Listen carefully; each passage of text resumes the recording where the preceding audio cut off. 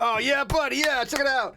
It is party time. Look at that. I got me happy dancing over there, pushing up the roof. You can see it over there. Yeah, I stole that gift, by the way. Somebody made it. I stole it from you. I took it and made it my own. What are you going to do? Sue me? Yeah, I got a lawyer. Okay, so anyways, welcome, everybody. It is the 15,000 subscriber party, and I have all the cool kids coming in tonight. Actually, I don't have anybody really coming in tonight, but I did send the link out, but we'll see what happens. I do, however, have TJ Tuttle's glorious beard. Look at that. Look at that. I mean, he actually oiled it. It's frozen for me. But really? He's frozen? No, I can see him just fine. Yeah. For me, it's. Oh, well, refresh. It's probably just. Refresh. But anyways, I read some of the chat. So real quick, Aya Moon, mwah. Thank you, Moon. Thank you very much. Thank you, haters. Thank you, McRazies. I wouldn't be here if it wasn't for you. I literally have been pushed up lately because, oh my God, who's... TJ, your mic is now it's you now. Are you breathing into your mic again? You sound... Okay. Interesting. I don't really care. Well, anyways, I've got my drink of choice tonight, which is going to be coffee. I did put a little bit of brandy in it, so it is rum and coke night, but it's mostly just coffee. In a green ass cup. In a green ass. Look at this. Yes. Yeah, this is green screen. And people are like weird to think that. It's like I've told people know I have a green screen. It's like I just found out Steve had a green screen. Well, how long did I have that, right? But oh, we got some cool kids dropping in. Look at this, vegan. One of the cool people. Yay! Pushing up the roof. Check it out. You can't. Can you see the outside? I got a party time GIF over here going. Is it? And it's by the way, it's GIF or GIF. It's GIF, right? GIF. Is it? I go with GIF. It's GIF. I go with now GIF. He calls it GIF. The guy that invented it, he calls it a GIF. He's just wrong. He doesn't know what he's doing. He came up with it, but screw him, right? And failed engineering says she won't be able to make it, but thank you anyways. I know you're busy, and I know Chesh had other plans tonight, so she didn't flake. It's just she would date night or something. I don't know. Sure. With her invisible boyfriend, girlfriend, or other, I'm not sure. I don't ask. I don't know what goblins do. I don't know how they date. I don't know the mating ritual. They date other goblins, I thought. Why are you a speciesist? Well, that's true. I guess we can't really assume. Yeah. I can't really read my DMs right now because if I go over to switch thing, it's going to show my Twitter, and I don't want to do that. So, but we also got Bullinator that joined us. Bullinator. Bull. The Bull. Hello. What about Bull? Hashtag what about Bull? What are you drinking, Bull? What am I drinking? Nothing currently. Okay. What are you drinking, vegan? Boo. I am doing my favorite IBC root beer and some oh my God, does that sound delicious? And That's an interesting choice. Hi, Vegeta. Delicious. Did I get the name right finally, Vegeta? Even though I'll never pronounce it right. Vegeta. I'm going to call it whatever I want. Is that the black or the devil's cut? No, I'm doing the vanilla one. Vanilla.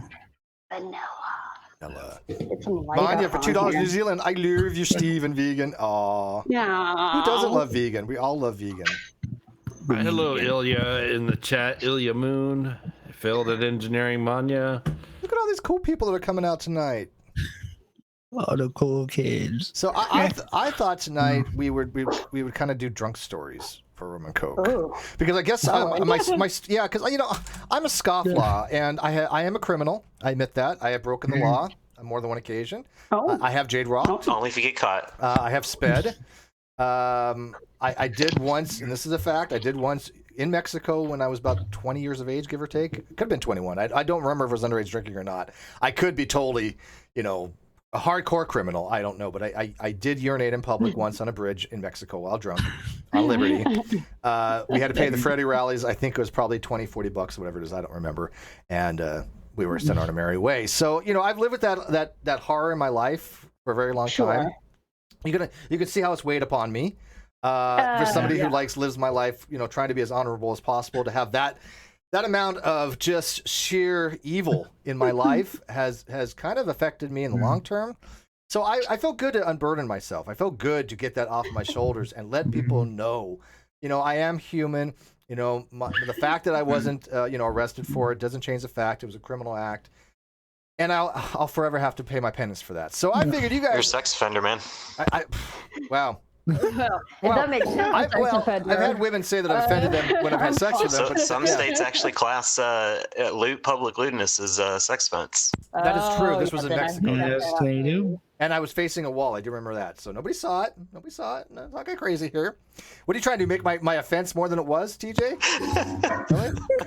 They're looking for a. Because I'm telling you, I bet your story that you have is worse. They're looking for a sound. Probably. Steve, you're sounding mighty sedate as far as your antics go. Well, I mean, according to some people, I'm a hardened criminal because of that. But I thought I wanted to get some big leagues in here. Like I have a camel walking. TJ, TJ, you kind of are known to drink a little bit, right? A little bit, every once in a while. Yeah. So what kind of story do you want to tell? By the way, this is live and this will be remembered in perpetuity. So be very careful because if you admit those homicides, those hit and runs, things like that, you're going to be in trouble. No, this one has this It's sort gotta of have a statute of limitations. no, it's consenting adults. Oh, you mean So, adults can get consent? I'll protect. Yeah, I'll protect the identities of the innocent parties. Yeah, actually, a good friend, man, very recently, a good friend of mine met up with his girlfriend that he was flying out to see out here. He's from California, and she's from the other side of the country, and they kind of met, and they came over, and we were all drinking and stuff. We had another friend of ours over. In Texas. Are you talking about us? Yeah, I mean, it's almost like somebody in this room probably knows this story already. And so it ended up, we got really shit-faced, and it. You can't tell anything about this. Well, I said I would protect the innocent.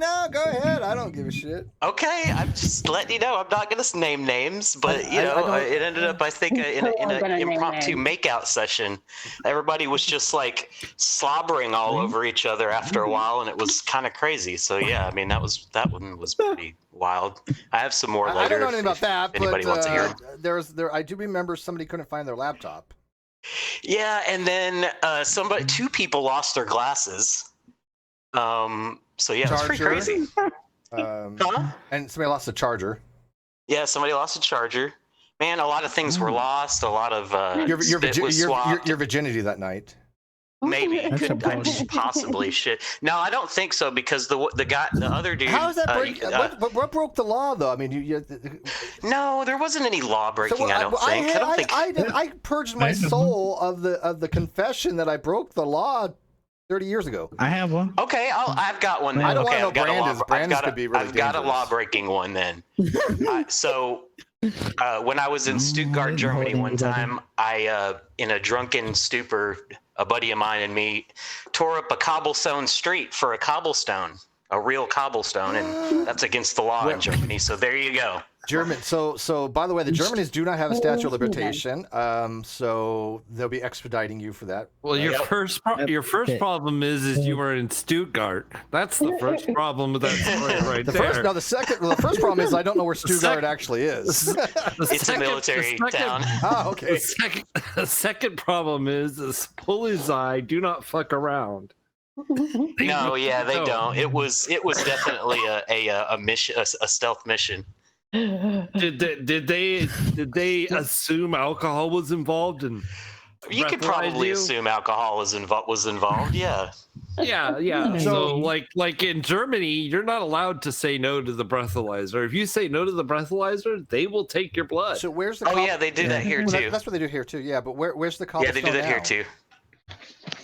Huh? I gave it. It was in the possession of my grandmother for a long time. Well, and what she ended up doing with it, I'm not sure. I think she might have given it to one of my uncles. So you made her an accomplice in crime. Well, sort of. She didn't know she was receiving stolen property, but doesn't matter. Ignorance doesn't matter. So that's true. Well, she's dead now, so I don't think that they can arrest her anymore. They'll find a way. They're German. Right. Yeah. They hold grudges, man. Have you ever met Jill Stieber? Yeah, they make. Yeah, so. Yeah, it's not good. All right, so Brandon, you want to tell your story? And by the way, please make sure that doesn't involve anybody dying. No, I didn't kill anybody or hurt anybody. I just burglarized the house when I was drunk. That'll be it. And that's all. And Did you get anything good or? Did you get anything good? That's the question. Well, it was for, let's see, Black Velvet whiskey. Ooh. So you basically got drunk, became an alcoholic, broke into a house for more alcohol. Yeah. Okay. And how old were you?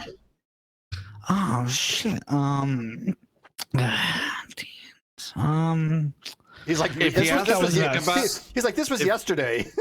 if he has to think about it, he was too young. Let's just put it that way. Well, I'm already. No, I I was- assume it's past statute of limitations, but still, I mean, it's like this I wasn't was like last 17, week. You were so, 17. yeah, I was Underage 17, crime. no.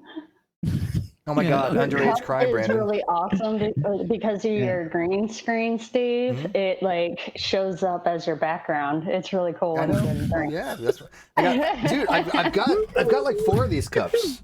I'm gonna do magic tricks one of these days. Woo, That's badass. I have 2 for coffee. I have 1 just for water because I don't like to have a mixture of just pure water. So I have 1 that's virgin. It only has water in it. Then I got 1 for like I use for either soda or juice or whatever. And then I got 2 coffee cups, but they're stained, but you can't see in there. But they got that nice caffeine, black. Well, I stain. kind of did see a little Yeah. blue in there, so. Yeah. Why would you do this? You can't see. There's coffee. There actually is coffee in there with a little bit of brandy and Canadian whiskey. But Nice. yeah. So. That sounds delicious too. Mhm. Oh, brandy and coffee is fantastic. It's amazing. Hey, Steve. Oh my God, Res Instance, 100 Australian. 3, 2, I got 1. some- Happy New Year! Right, we're not celebrating New Year, but thank you. Oh wait, that's December script. Here we go. Congrats to Chestar on reaching 15,000 YouTube subscribers. What do you mean this isn't Chestar's channel? But she does 95% of the work. All kidding aside, congrats, Steve. Aw, Oh, thank you, Rez. Yay. I've got some minutes Mwah. on. Mwah, Rez. Thank you very much for that. And Happy New Year, belated Christmas, December, Happy Yeah, Kwanzaa, whatever. everything else. All right, so who wants to go next? Whatever. Because I don't know. You got to top Brandon now. This is going to be like one up. Yeah. By the way, we are saving vegan for last because I know hers have confidentiality agreements and things of that nature. Yeah. We're looking red. Oh my God. Oh, there we go. Oh, your hair looks so cute. Now remember, she's my backup. So don't piss her off because I got. Mwah. Make sure. And by the way, Red, I can't figure this out. Are you in love with me, or I'm in love with you? Are we in love with each You're other? in love with me. I am. Okay. I just want to make sure because I get these things confused. But I do. I gotta admit, I do love your hair though. I love the hair. Looks fabulous. Fabulous. I just did this. All right. So what do you got story for us, Red? Don't put me on the spot. I'm still not. And by the way, if you pull this, well, I I don't drink. I can't have any drunk stories. I'll be like bullshit. I missed the whole last 10 minutes trying to get my earbuds connected. So y'all talk amongst yourselves. All right, we'll come back to you. All right, so Thank you. Dave, do you want to tell something? Who's got all that background noise, mic noise? Let me see here. A drunk story for me. Yeah, this will be good. Hmm. Don't leave me I with would say- anticipation here. I would say in Macedonia where they put formaldehyde in the beer. Oh yeah, it's that shitty. I know dude. I know you're telling the truth because in Philippines they do that. They do that. Yeah, you get a hangover from one beer. Like you get a headache with just drinking one beer. So I've had probably 5 or 6. Yeah, not a pleasant experience for the hangover part. But when you're actually drunk off 5 or 6 of these beers, these are not like 3-2 American beers. Like 2 is enough to get your average American drunk. 2, that's all you need. Right. I don't know what percentage, but it's more like 11 to somewhere between 11 IPA and is 15%. 11 to 12. That means I'm not the average American. Kawasa 5000 says, I've got 0.00 GPA on my very first semester of college because I never attended any class and spent the entire semester drinking every day. That's, what? But you know what? At least it's a nice round number. I mean, it's nice even round number. I mean, it is that's Solid. talent to make sure you don't get a single point. Yeah, It's that like takes effort. parents ask you, what was your GPA this semester? I didn't have a GPA. There's not one. Well, I'm wondering that Kwasa. What was your GPA? I mean, what was your GPA? What was your drink of choice back then? Okay, and what Dave did says a story. Okay, go ahead, David. We didn't mean to interrupt you. Chat there. No, that's no big deal. Just basically getting shit faced in a foreign country like Macedonia. That's a good way to get yourself robbed. There's gypsies and all kinds of people over there just kind of hiding in the shadows, waiting for somebody to prey upon. I remember in the Philippines that we were drinking, and you usually drink all night, right? Because they don't close the bars, right? And I remember coming out, and you get these little taxi services that are basically these little mopeds that'll take you back to base, right? And I was running a little bit late. You know, I wanted to get back for muster because you don't want to be late for muster because that's bad. And you know, I told him this, and the driver. What is muster? Muster is roll call. Roll call. And it's the Army equivalent is formation, because you know Army actually takes the room to put people in formation, whereas the Navy's just got like you gotta be at your post. You're here, yeah, because they don't have a room and submarines under the water. So I got on the moped, and we started going the wrong direction, and we went down this back alley where all of a sudden I saw these like people kind of come out of nowhere. It's like, and I just jumped off, and I'm like, I'm gonna go this way. I don't know if something was gonna happen, but I got that feeling, right? I got that feeling, and I was like, I'm going to go take another moped somewhere else, because I knew it wasn't going the right way, and it went down this alley, and like I said, when I saw people kind of come out from around, and kind of like come toward and I'm like, oh no, I'm going that way. Pupper! Hey, Poopy! Look at the poopy dog. It's a poopy dog. Oh, he's cute. I don't get that mug. Is that a bull? Is that a bulldog? What is that? No, that's not. Looks like I don't get to see it. Terrier, bull terrier. That's an American. A Johnson American Bulldog. Yeah, okay, it is a bulldog. Okay, I was right. American bulldog. I was right. Yeah, Don't mess with me. But there was some downright crazy. 10 pounds more than me. There's some downright crazy stuff in Macedonia, though. Like just downright. What were you doing in insane Macedonia? Stuff. Making sure that Serbia didn't attack it. Basically. Yeah. Those damn Serbians. Soviet economists for that it did any time.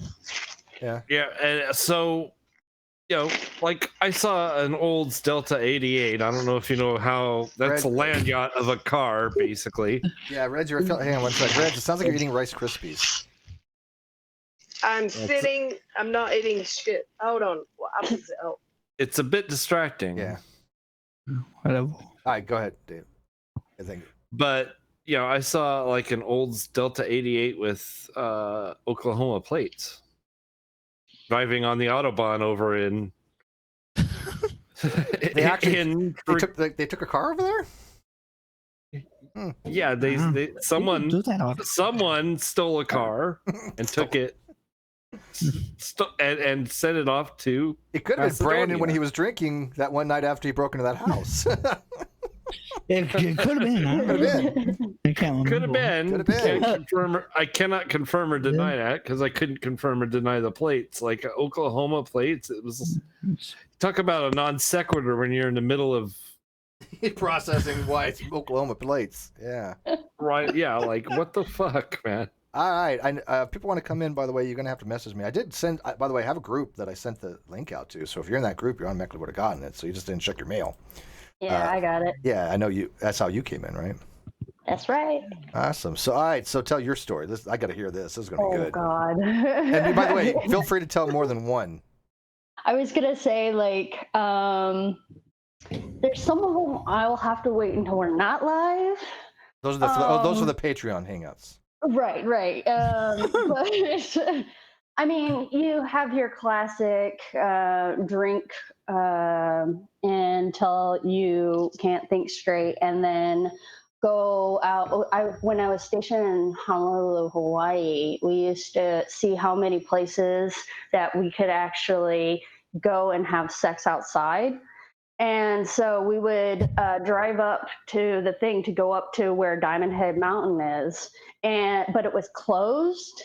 So we're pissed. So we got out of the dude's Jeep, and we went to go up the trail and kind of sneak in through and trespass.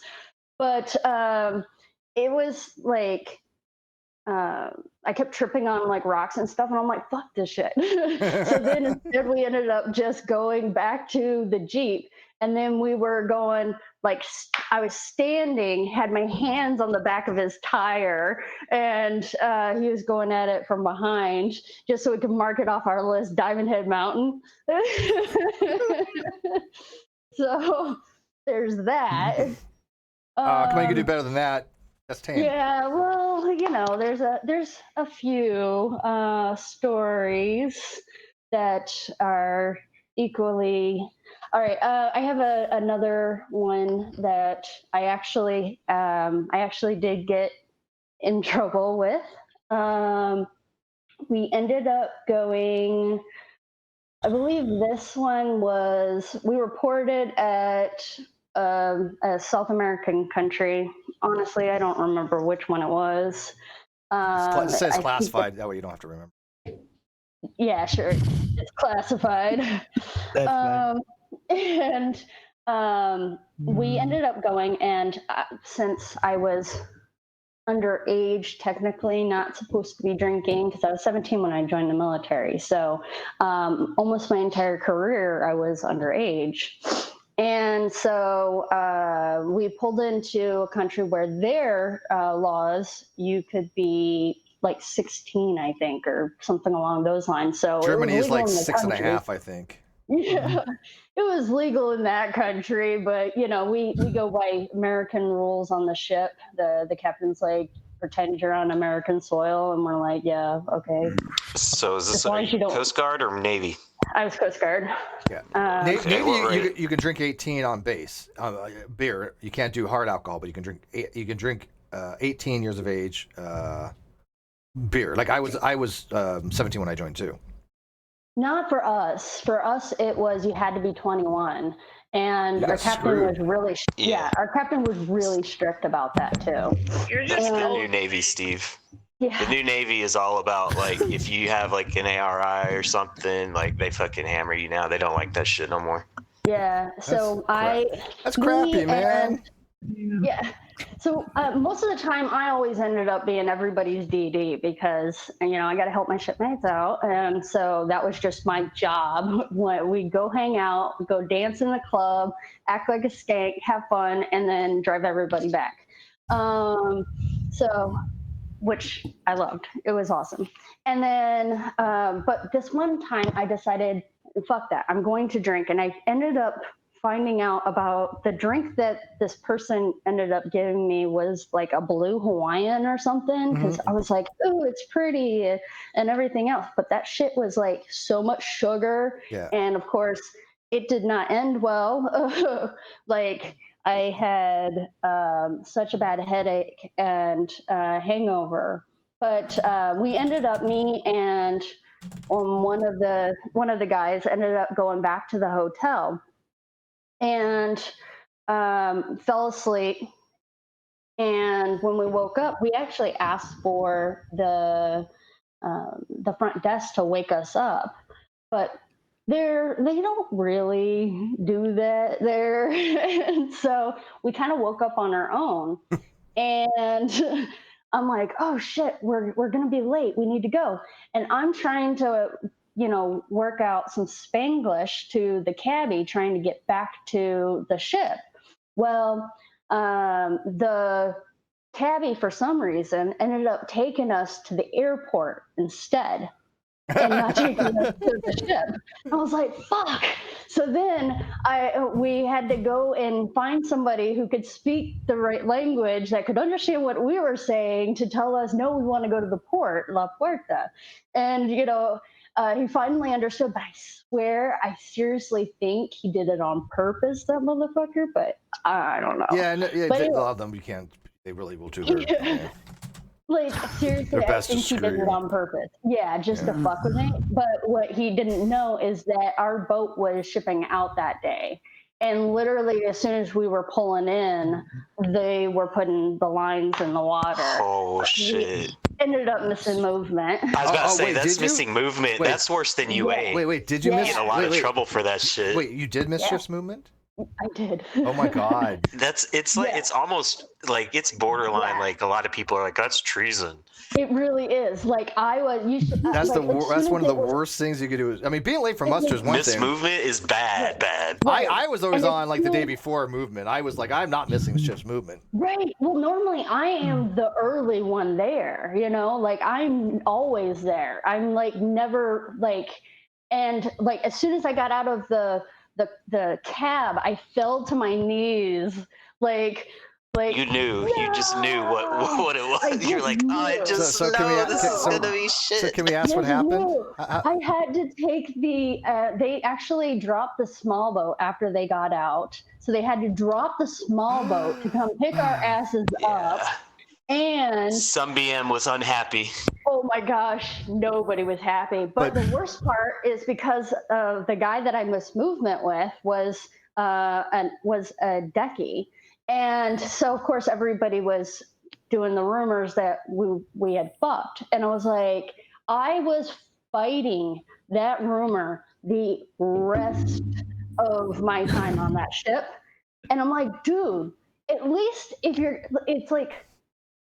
He started playing into it because, you know, as a guy, you can play it off. You're like, yeah, I totally hit that, whatever. And I'm like, Twice. dude, like if I would have hit that, I would have told your ass I did. I said, no, I did not. That's how you know that you didn't. Yeah, they would have been Right. like, yeah, you damn right I tapped that. What the hell are you talking Right. about? No, you I know. was like, yeah. I was like, no. Oh, I'm like, come on. And so then we ended up getting investigated, of course. And they had to do it while we were underway. And I had like the receipts to my room. I had for my credit card. I'm like, no. And they're trying to get us for 8H. And I was like, no, I did not fuck him. I did not have a relationship Wait, with him. you're not allowed to at all? Oh, not at all. Fraternization, man. Yeah, that's absolutely 100%. That is against no. the rules. I mean, times have changed since because I had a girl on a tender. Yes. Well, she was on a different boat, so I guess that's why. It's an article. It's an article. Yeah, if you're under a different Command. captain, like in a different unit, you can date, and it's not a problem. You're just not allowed to date under the same umbrella. Yeah, so if you're on the same tender with somebody, you can't date them. No. Yeah. So I was on the same ship as him, and even though we were at the time, we were really good friends. Until he tried to shaft me, obviously, and Is that a euphemism, by the way, or do you mean literally like try to screw you over? No, like he was trying to screw me over, and so he started leaning into the rumors, and I'm like, what the fuck are you doing? We're being investigated right now. Like, shut the fuck up. Like. I would have said, well, it didn't happen, but if it had, it would have been like this. Like, I mean, come on.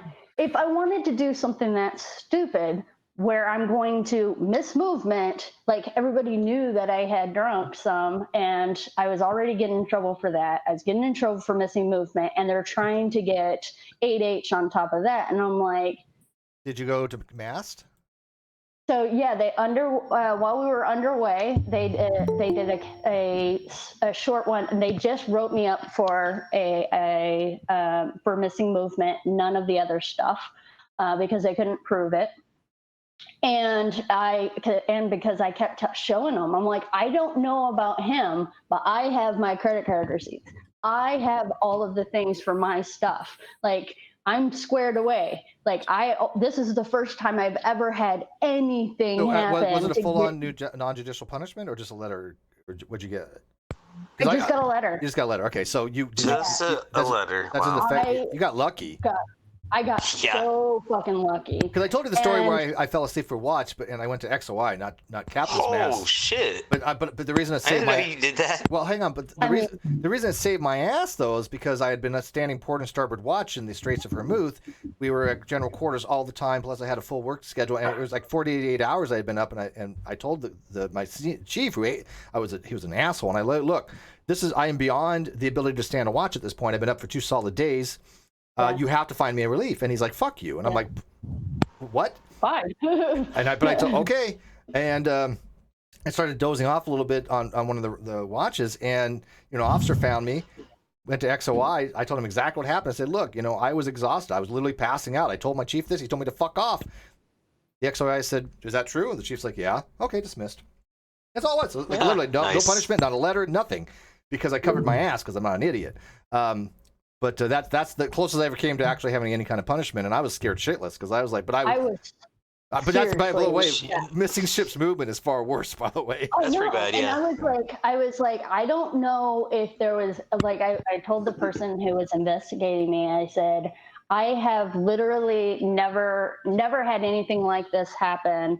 And I know it's a huge fuck up, but like, look at my past records, look at everything that I've done. I was actually supposed to get because I was fixing to leave and go to A school shortly thereafter, and they were talking about holding me back from going to A school. And I'm like, and I was just like, please don't do that for me. I'm coming up on a year on the ship. Most people don't. What rank were you? What rank were you at the time? At the time, I was an E3. Okay. And so then, what were you striking for? So I was a fireman.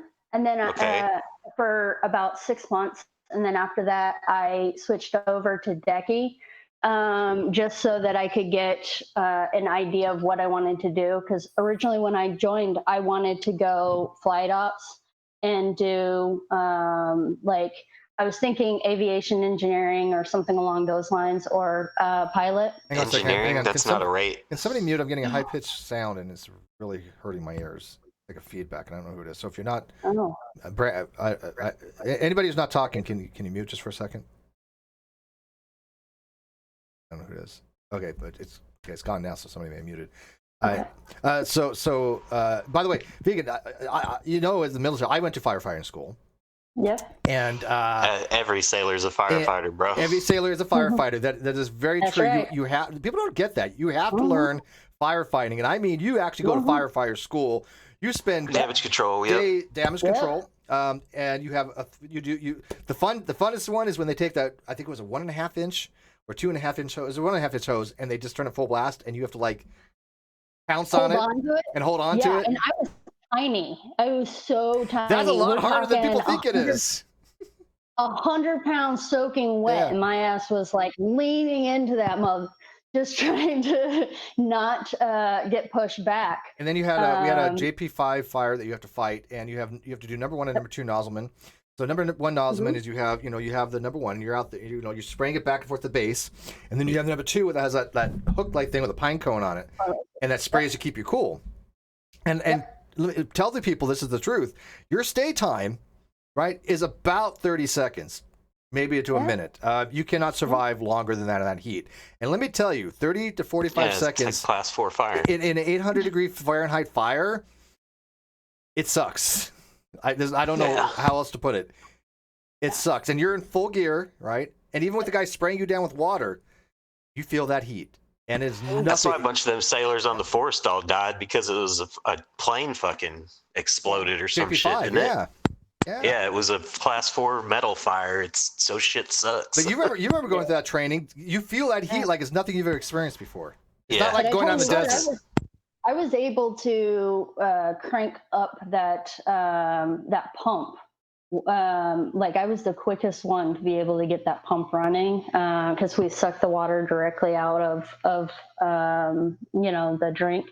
And so every single time they're like, "Where's Coral?" I'm like running. And by the way, thank you in the live chat. It's just hot, and you have that damn CBA on, so you're like, oh my god, it's like even more hot because of that gear. The breathing apparatus you have is Oh, can you imagine how much worse it'd be without that though, with the direct heat on you? I mean, you're in a self-contained breathing apparatus, but you still you feel the heat even in full gear. But thank you for that, people out there that are saying congrats. Justin, I did get your message. Thank you. We'll work on that. And by the way, Rez came in. Rez, thank you so much for that super chat. You were so kind. Hello. And by the way, it's not December. Just FYI. I don't know what country you live in down there, where your seasons are different, because your summers are winter, I think, isn't it? Yes. Yeah. Oh. By the way, it's winter right now. You're on your Android, aren't you? Me? No. No, who's on Android? Somebody, I hear an Android. Not me. I got that typical poppy noise from an Android. Little Rib was on her phone, I'm pretty sure. No, she's been muted. All right, it was gone now. So, anyways, so what's up, Rez? What you got for us? What's your drunk story? Well, I've never been drunk, so I don't have one.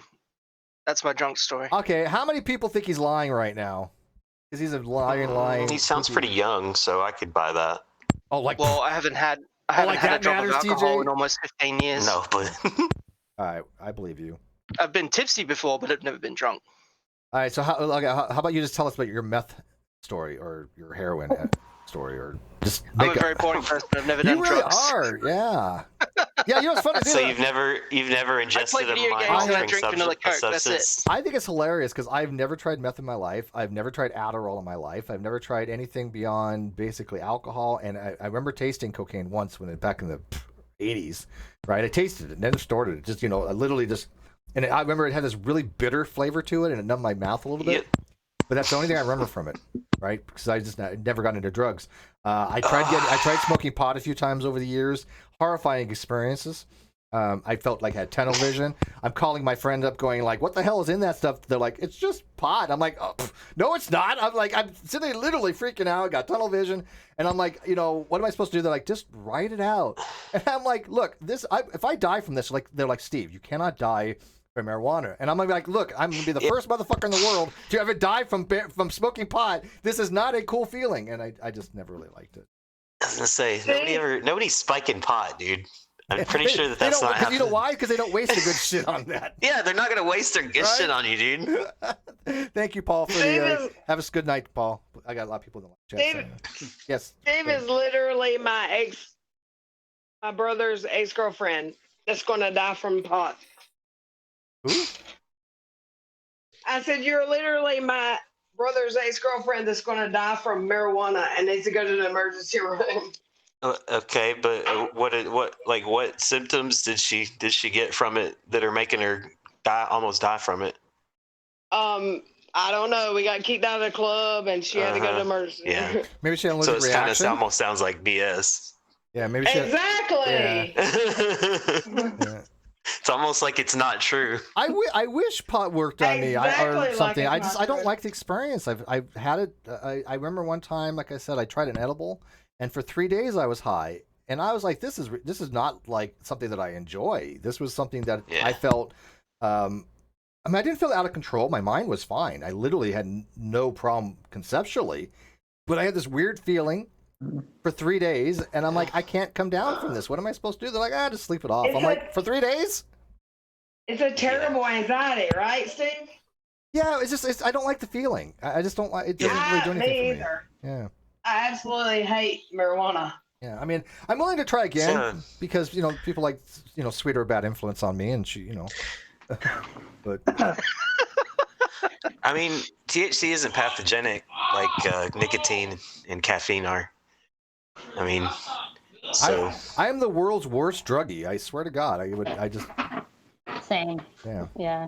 We live in a world where alcohol, cigarettes, I was and addicted to a number of cigarettes. other things, and like caffeine are illegal. And yet marijuana isn't, Which and is it's the most ridiculous. benign of the lots. Yeah, no, I agree with you on that. And by the way, I was addicted to What the cigarettes. I Yeah, me too. I I was smoked, a big backwards. smoker. Oh, yeah, me too. I smoked for hated 25 cigarettes, years, and that is one of the hardest things to quit is smoking. Let me tell you, I that was smoked for ridiculous. 11 years. Yeah.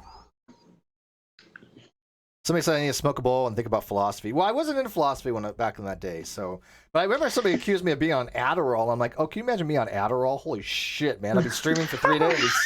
I mean, you are a little high strung, Steve, but that's like You're legal hard enough to follow as it amphetamine, is.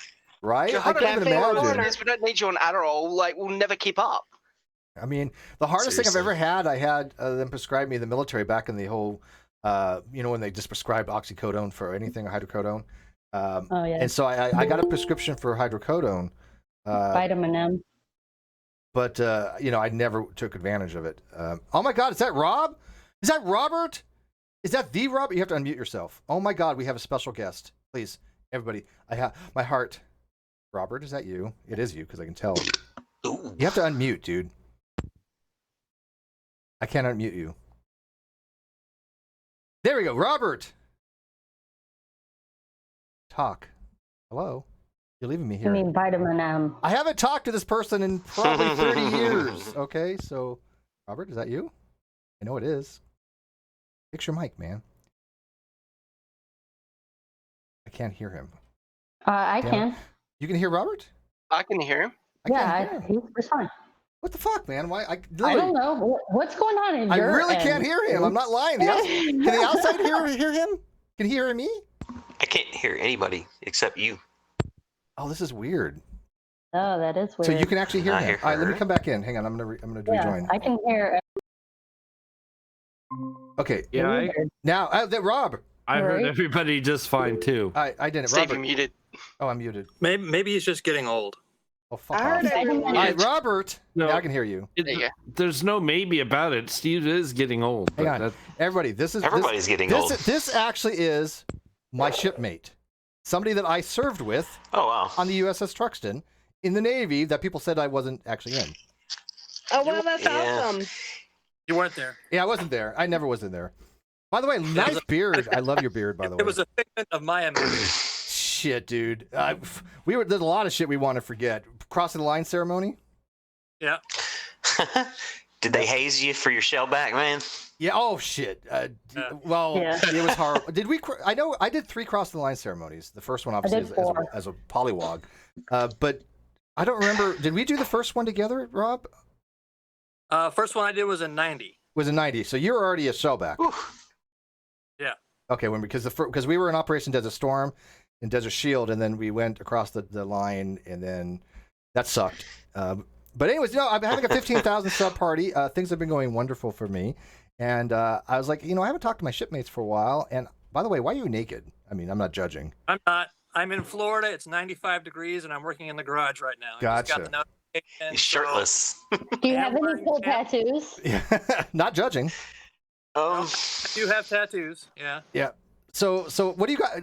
We were talking about drunk stories, and by the way, I don't know if I was with you or not. I remember going to I think it was at 32nd Street, and I went to Mexico, and I remember urinating on a bridge, and basically having to pay the federales. And I don't remember if that was you or Ken that was with me at the time. It was Ken probably Hopps. It's probably Ken. Okay, and I messaged him earlier, and he's busy with family, but. So, anyways, we have a lot of mutual people that were on our ship. There was Ken Hopp and Michael Perone. You had to bribe federales? Yeah, because they were going to give us like a arrest or a ticket or something, and we had to like give them money to let us go. That was my criminal history. So the way By the way, back in the 90s was you had to pay the fine immediately, Yeah. otherwise you went to Mexican jail. Yeah, right? yeah. That's what But I wasn't found it out. worse? Yeah. Just the way which the is raft worked down there at that particular time. well, that's the way it all works south of Texas. Basically, if you've got the money to pay the official that's giving you the problem. The problem magically goes away. Yep. It always depends on how small the town is. So what I've got you here, so Rob, we were on the same ship because people were questioning my military career. Right? Weird, Right. I know. I was a nuke. Yeah. I did get a 99 on my ASVAB, perfect score. I don't know. I've never seen your ASVAB scores, but I'll that's take fair your enough. word. Fair enough. Were you an egghead too, Robert? No, he was a I was a surface guy. I was sonar, is what I did. Sonar So tech. Sonar tech. he was Okay, cool. he was a CIC. What is a CIC? CIC. Yeah. Right. CIC. Yeah. But so the- the Nice. snipes that hung down below in the engineering spaces, we usually didn't associate with that much. you were like the only topsider I actually got along with. Well, Ken was a topsider. Okay, there was a few. Topsider. But, Like you were like a gremlin or a troll or something living down in a cave in the bottom of the ship and shit. That's why they call them snipes, right? we were on that goddamn ship. I was on for 4 years, and I think you were on for 3. I think you left. You left. Did you get transferred like right before I got off? No, the last deployment, I actually got reattached to the USS Texas while they were in the shipyards. So the last deployment they had in '92, Mm-hmm. I was not on. You were not on. Yeah. Okay, I remember that because I got a 93. Yeah. Yep. That like probably right before they decommed all the battleships. No, well, there's several times they decommed battleships. The last time they decommed them was after Desert Storm. So they recommissioned them so they could actually shell Iraq. never got used for that. They upgraded them and reconditioned everything. And then right after Desert Storm, they decommissioned them all again, and they haven't been commissioned since. Yeah, the Tommy T, which is the USS Destruction CGN-35, got turned into Razor Blades, I believe, in 95 or 97. 95. 95. Now you actually run the page now on Facebook, don't you? Or you run that page. So you do all the. And by the way, I've never been to a reunion. By the way, do you want to tell people my nickname? Do you remember my nickname in the Navy? No, sure don't. It started with an S. No. Scooter. Oh yeah. Okay. Hey, Yeah. Scooter. Yeah. I know it's been a lot of years, man. A lot of years. Yeah, it has. But you look. I gotta tell you look fucking amazing, dude. You aged very well. I'm still aging. Yeah. I'm Well, still you're not working on dead. it. Yeah. I mean, we talk every so often, but this is the first verbal we've talked in. I think probably since we got out. Yeah, possibly.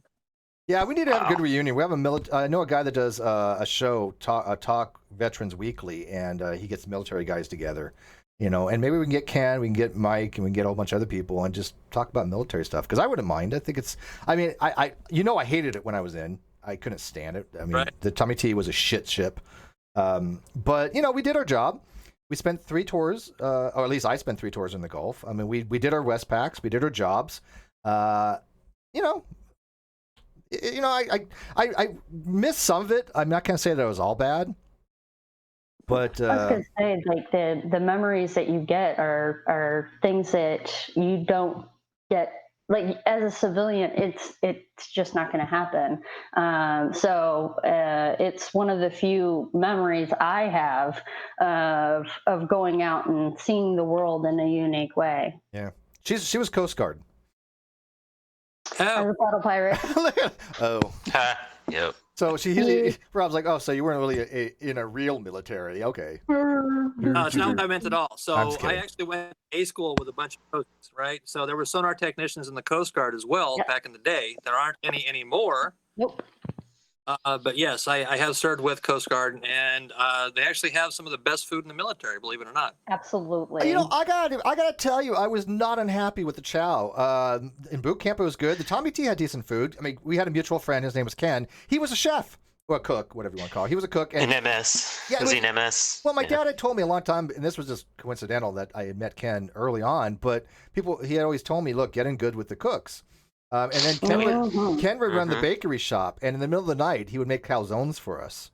Yeah. It's like 2:00 in the morning. Hey, what you got? And did he ever make one for you, Rob? Did Ken ever make you any midnight stuff? No, I used to steal trays of cinnamon rolls though on the balls to forward. Nice.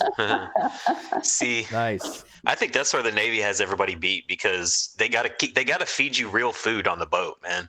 They can't give you MREs and bullshit. Oh no, they cooked well. We used to get like pork adobo a lot. We had lobster legs every so often, rabbit every so often.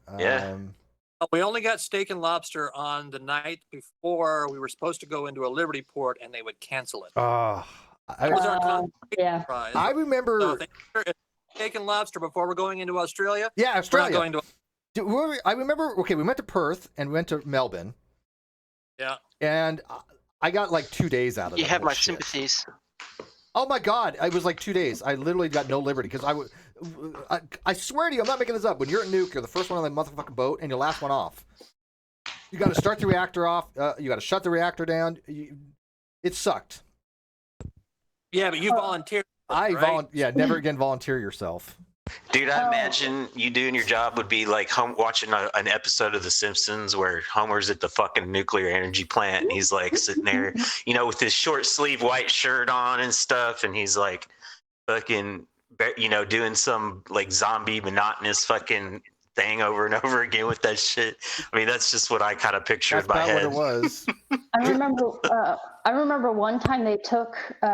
We ended up going into. I want to say it was Ecuador, and it was during Thanksgiving, and I got voluntold that I was gonna have duty, and so that was really fun. And we ended up having to go help the FSs go down or all the cooks go down, and we ended up serving a bunch of diplomats with the captain on the ship. serving them a traditional American Thanksgiving meal. And I was one of the waitresses for the event. So it was really cool that I got to meet some of the diplomats and cool. stuff like that. Yeah, our captains were cool. pretty cool. We had Captain Conway, and I don't remember the other ones, but I never had a problem with the captains. There was a chief I remember, Chief Foss, who was a fucking asshole. Yeah. I don't know if you remember him, Rob. Yep, Chief Foss, Chief Yeah. Witt, Senior Chief Goldsby. And there's a couple I would say second lieutenants or bull lieutenants that were kind of an asshole every so often. And we had a warrant officer too that was a dick, and I don't remember his name. He was one of your guys', I think. No, he was a bosun. Bosun's mate. Who was that warrant officer? Yeah. There's man, a lot of these names. I have them on my books all the way from boot camp even. And Right. so you I do can't believe remember? you can remember names. I'm like, Was No Orlando? And, I didn't remember Scooter. You didn't remember so- Scooter? How could you not remember Scooter? Well, after I told you, remember? Yeah, Yeah. it clicked. when Well, you it's been guys 30 went through years. boot, was San Diego and Orlando still open? I went to boot camp in Orlando. Okay. I went to San Diego. I went Yeah, to 32nd Street in San just Diego. Great Lakes afterwards. Yeah. So that comes from the Tijuana stories, right? So we were in San Diego. We were stationed in San Diego. I spent the first 3 years in schools. I was in the Navy. yeah. Yeah, Like it's been, School, B yeah. schools, DEE. I had all that kind of stuff. So we spent a lot of time downtown San Diego and across the border in Tijuana. I love San Diego. What do you remember from Puget? Puget Sound? Just about everything from Puget Sound. As a matter of fact, I was up there here a year and a half ago for a friend's wedding. Nice. I keep a track of. I was in people that are California up for a there. little while. Yeah. I was at Yeah. Point Magoo though. Well, not Point Magoo, but in near Port Hueneme. Yeah, it was Magoo's because that was where the air station was. Yeah. Yeah, I work on simulators out at Port Hueneme. Yeah, Port Hueneme, man. Freaking Oxnard, California. Gotta love it. Yeah, I was in Puget Oxnard. Sound for quite some time, and all I remember about that was it was either about to rain, was raining, or was just had finished raining. It was Right. wettest place I've ever seen in my life. Well, they That's say beautiful. twice a week out there. 3 days the first time, 4 days the second time. Yeah, that sounds about right. It's just miserable. No, I like my California, but I got friends in Florida still. Well, I'm a Cali girl too, so I miss it. Ventura County was a little bit better than the rest of California, in my opinion. It was a little bit more conservative there, a little bit more laid back. So, do you keep track of anybody else? I invited Jason Brown. Remember Jason Brown? I'm still friends with Jason Brown. Yeah. Yeah, So, Mike Bernie Mike is Prone. down here in Florida. Yeah, Bernie's in Florida. I don't know. One of these days I might get to a reunion or something like that. It's so, man, I can't believe that's such a lifetime ago. You ever? I mean, you actually you embraced it. You do like modeling of ships and stuff. Yeah. Yeah, I mean, you seem to embrace that whole lifestyle. I just never did. I have an eclectic choice of hobbies. So, I get bored with one thing and move on to something else. You still do So- motorcycles cool. though, right? Choppers. Oh yeah. Yeah. Matter of fact, I just washed mine yesterday in preparation for going riding this weekend. Nice. Oh, nice. Oh yeah, Yeah, I would love that, man. I got the hair for it I still now. do my job. Hair for it now. A job that I learned in the Navy, I still do. What's that? Mopping World. floors. Yeah, right. Yeah, that is pretty much your job, like first year or two. when Everybody you're in. mops the floor and wax on, Yeah. wax off. Yeah. Fucking. Well, I'm and in aviation. I'm an aviation maintainer. The default Oh, okay. wax for the floors was horrible. The default wax in the military, just that generic floor wax, big giant 50-gallon bucket of floor wax. That floor. Well, you put the Yeah. stripper down first, and then you put the. Yeah. Floor. Yeah, Yeah. you strip it. You got to Strip use it. the little small thing to strip it first. Well, Yeah. Yeah, they had us stripping with Ajax. Okay, so you know what happens to What? Do you know how That's hard it abrasive. is to get all? Do you know how Yeah. hard it is to get all that shit off the floor before you wax Pretty it? hard. It's a pain in the yeah. ass. Half of the passageway at once. Oh yeah, yeah. Your passageway is 36 inches wide. You only have to do 18 inches at a time, so people can still get through there. Oh yeah. Right, Yeah. right. And then you got to make sure that they walk on the other side while you do the other side, because otherwise the boots are going to scuff it up anyway. So it doesn't fucking matter. So since Until we're you going, buff it, yeah. so since we're going down memory lane, by the way, I do still have a picture of I somewhere, Rob, when I think we were in Hong Kong at the time, and Right. and it was you, me, Jason, and Michael, and somebody had updated it with the like 30 years later. Did you update that? Was that you that did that? Love that was me, photo. yeah. That was fucking brilliant. Yeah, Brilliant. Bob Estep. It was Jason Brown, you, me, Peroni, and actually one of the posts on the Facebook group was trying to figure out exactly where that picture was taken. I thought it was and we Hong never Kong. could nail it down. I thought It it may was have been Hong Kong. It may have been Jebel Ali. It may have been Abu Dhabi for all. I remember Jebel Ali. I remember Abu Dhabi and Bahrain, and but I think that one because I just remember going on like a junket to somewhere and we were just drinking beer. But yeah, it's hard to remember all the places that we went to actually. And by the way, what did we do in port? Drink a lot. Drink. So since we're going down memory lane more, remember the? Okay, let's see if he remembers. Do you remember the armaments on the Tommy T? What was our armor? Which one? What was our armament complement? What was our weaponry? Well, where are we going to start? We're going to start with anti-air. Okay, go ahead. What do we have? We had. Those boats have a lot of guns on them, Oh, dude. I know. I remember. We had to qualify ESWAS, right? Well, first off, it's a nuclear-powered cruiser, right? Which is a lot bigger than a destroyer, and a destroyer. Was it a guided missile cruiser? Yes. DGN. Guided missile cruiser. As a matter of fact, the fourth nuclear-powered vessel ever built. 1967, Wow. I think it was. Right after commissioned? Long Beach. Wow. So it was the biggest surface vessel that was built other than an aircraft carrier. It was It was it's a pretty nuclear-powered. decent sized, cruiser. Right. So we had Aprox. Yeah, it was 674 feet long. So it was actually quite a bit longer than the actual hull that was built for it. They actually had to cut the hull and separate it, and then reattach 24 feet for the second reactor. And So it's actually Oh, so, go ahead. Sorry.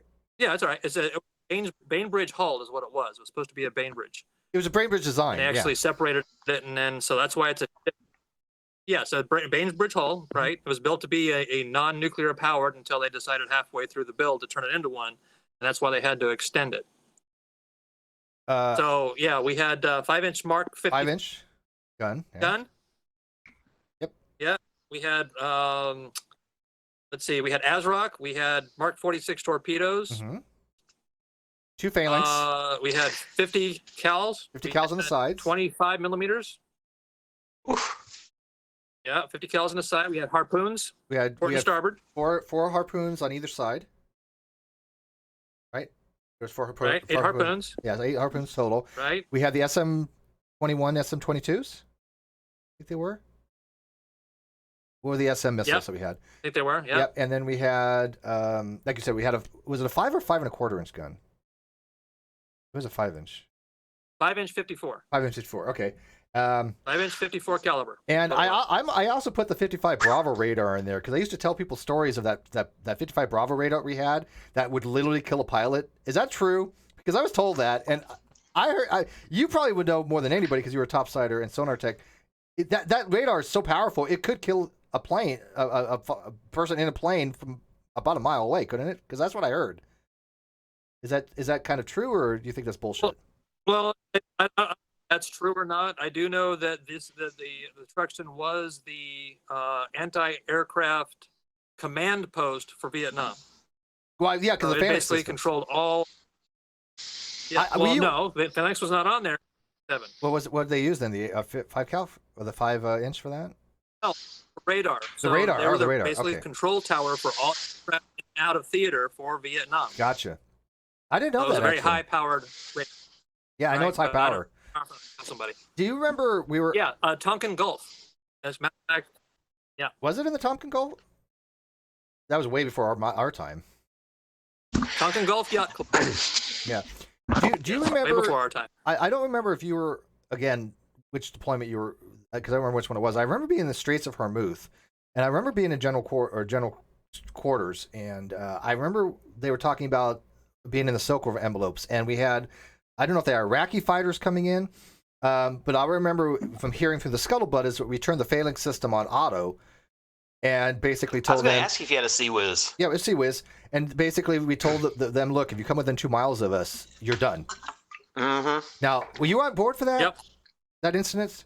Yes. Okay. Desert Shield. When we were escorting reflag Kuwaiti oil tankers in and out of the Gulf. Do you have any more detail on that? Because again, I have related these stories to people, and by the way, I have everything I've ever said is God honest truth. I try to back up my shit. Here's actually a person who was on my ship. These stories are legit. What was that story on that though? Do you remember? So the story is that our SOP for engaging the enemy was just reactive, obviously. So I do remember hearing the story they turned CIWS on auto, but there was no aircraft anywhere in the Straits during that time because it was a no-fly zone. So we never actually engaged targets with the CIWS other than during training missions while I was on board. So I do know that it has several confirmed kills from Rimpak missiles during Vietnam. But that was nowhere near. I remember they were flying in, but they decided to bug her out. Which makes a lot of sense to me because our biggest threat was mines and bog hammers. Yeah, mines and what? Bog hammers. What's a bog? I don't remember. Little wooden boats that used to drive straight at us. Iraqi. I remember that because the 50 cals used to shoot those big tomato things for practice. Remember those big tomato red things that they would shoot at for practice, and that was because we were concerned about. Yeah. Wow, this is like brings back memories and shit, dude. I'm trying to think what other stories that I remember that from those days that I had told people. Let me think here. Do you remember the time that we were telling people that we did Leo ops when we were actually taking weapons to be destroyed, chemical weapons to be destroyed over in Atoll? By the way, may or not have happened. I don't, classified, not classified. I don't remember. But I remember we were escorting these things, but they told we're going to go somewhere else. Now again, not going to get into too much details, but there was something that happened similar to that, supposedly, correct? You can either confirm or deny. So yeah, it was one of those Black Ops missions where we had 2 ships worth of chemical weapons that we were taking to the Johnston Atoll in the Pacific for destruction. And it's not classified, it's on Wikipedia, for God's sake. So I know they declassified it, yes. But what's funny is I have told people that story, and it's nice to actually get confirmation because again, these are my military stories. Everything I've ever said about them are factual. I don't embellish. These are straight stories of just. I remember that at the time it was classified. It was highly classified, and they were telling people that we were doing law enforcement operations or something. Which is understandable. I mean, it's understandable. You don't want the reason. You know why they don't want Greenpeace and people coming over. They were the actual threat at the time. They were, yeah. No, we had lots of battles with Greenpeace because we were nuclear powered. Mm-hmm. Yep. Oh my God! Do you remember? Go ahead. There's a little bit of lag. I apologize. Well, in '88, no, that's fine. In '88, we actually rescued a whale. So every time we pull into port, Australia, anywhere overseas, Greenpeace was there protesting us because we were nuclear powered. But when we saved a whale, they didn't know what to do with it, so they kind of ignored us. They didn't protest us, and they didn't congratulate us. Does Greenpeace still protest nuclear power, or have they sort of given up on that? Oh no, they still protest nuclear power. They're very much anti-nuclear power. I don't understand why. Why aren't they protesting coal power? and the worst thing we ever did. Well, look what happened in Japan. Yeah, exactly. Years ago. Yeah, but that was on a fault line. Yeah. Well, I mean, that's a rare occurrence, though, and it's still but better for the environment than coal is. Not necessarily. Not when you have an accident or a spill, then it's radioactive for about 1,000 years. So eventually oil will go away. Nuclear radiation will not. Yeah, I mean, there's obviously a lot of considerations. Now, I do remember though, at one time on Puget Sound, that we had somebody. I don't remember what they did wrong. One of the ELTs accidentally they were doing a sample from the main coolant, and they accidentally discharged it overboard, out the seawater. Oh, no. Yeah, and so that became a huge incident, and they had to do actual. That was in San Diego. Oh, was it San Diego? All right, well, see, there goes my story. Now I'm a liar. I thought it was Puget Sound, so it was in San Diego, and they had to do testing for a year or two afterwards. Yeah. Remember they had to do well, it may have happened in Puget Sound. I thought it was Puget Sound, but lung valve in San Diego. And they had to do radiological testing for. So I met with Captain Conway about 3 years. Oh, really? You met? You had to do. Yeah, Conway was the. Yeah. He was the first captain when I first got on the ship. Yeah. I think it was the first. Yeah. Right. So he was actually a contractor working out in San Diego for the company that me as the government was doing oversight on, which was a really weird thing. So he was actually doing scheduling for the trainer, and I walk in and he happened to be sitting there. So we talked for about an hour or so, and it was, and he told me the whole story. That the Cheng Chief engineer was apparently away from his post. Yeah, the chief engineer was away from his post, and some first class decided to turn a valve doing a PMS check, and it was the wrong valve, and actually discharged about, I think it was 34 gallons of primary coolant into San Diego Harbor. That's pretty crap. That's a lot. Yeah. That's a lot. Oh yeah, somebody actually got relieved of duty of that, but the CO did not. I remember that. I remember hearing about that, and I remember that M2 left the reactor compartment door open when it went critical once. That was bad, and yeah, that was bad. Heads rolled for that, and I also, you don't even know about this, but I remember one time, because you mentioned the Chang, I was standing watch, and we were in split operations, so we were basically sending steam to M2 plant, and there's certain thermal conditions that you cannot violate when you're in certain lineups, right? They're just you're dealing with pressures, temperatures. You don't want brittle fracture.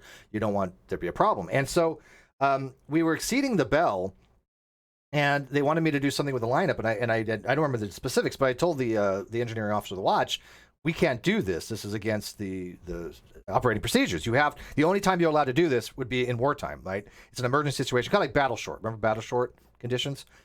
And I told him I cannot. I was standing engineering room supervisor, and I'm like, I cannot put the lineup in this configuration at this pressure and temperature. We'd have to either lower rods. We'd have to do something.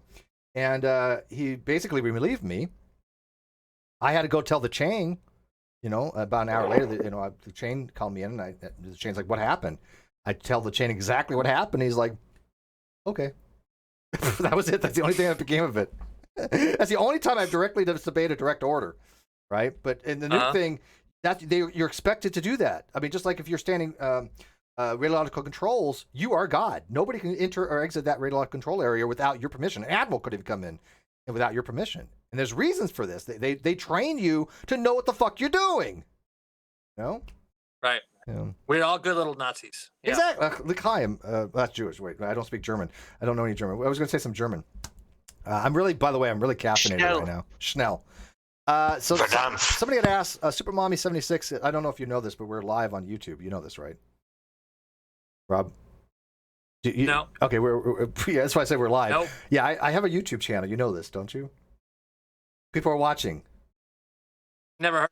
Okay. Never heard of it. Awesome. So Super Mommy says, Steve, do you all have certain triggers now that never go away since Navy? I asked because my birth father is in Vietnam. Is a Vietnam Navy survivor. I don't have triggers per se, except maybe in the morning. Like, for example, if I hear noises, I think that I'm waking up in my rack.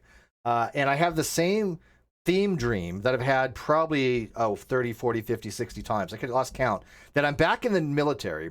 And I'm like, God, I've been in the Navy a long time. Why are they not discharging me? It's like, I remember the exact day I got out was October 26th of 1993, because it was the exact day that I went in. And I remember going, hey, I should have been out decades ago. What the hell is taking them so long? And I remember like me waiting in line to, what do they call it, admin records. And I'm like, guys, I need to be discharged here. That's my recurrent theme, or I'm on the mess decks, or I'm in the berthing.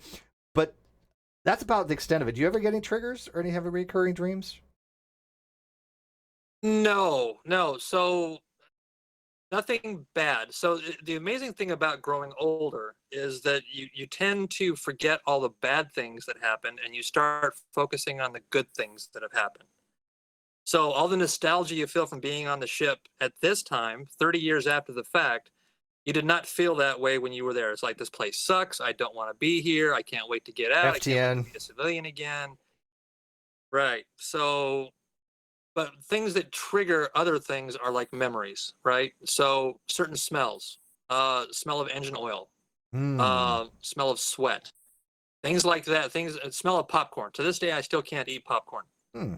Those guys would burn popcorn nonstop on board the ship, and air recirculates on a ship. So that smell would never go away, with way too much of that fake butter smell, and it literally would make you nauseous. Yeah, so no, I still can't eat popcorn. I know what you're talking about, because I remember and no offense, some topsiders that, the berthing conditions, when you have a complement of like 400 plus people, not everybody takes proper hygiene in output-proof showers. And so there are certain berthing compartments that you're like, okay.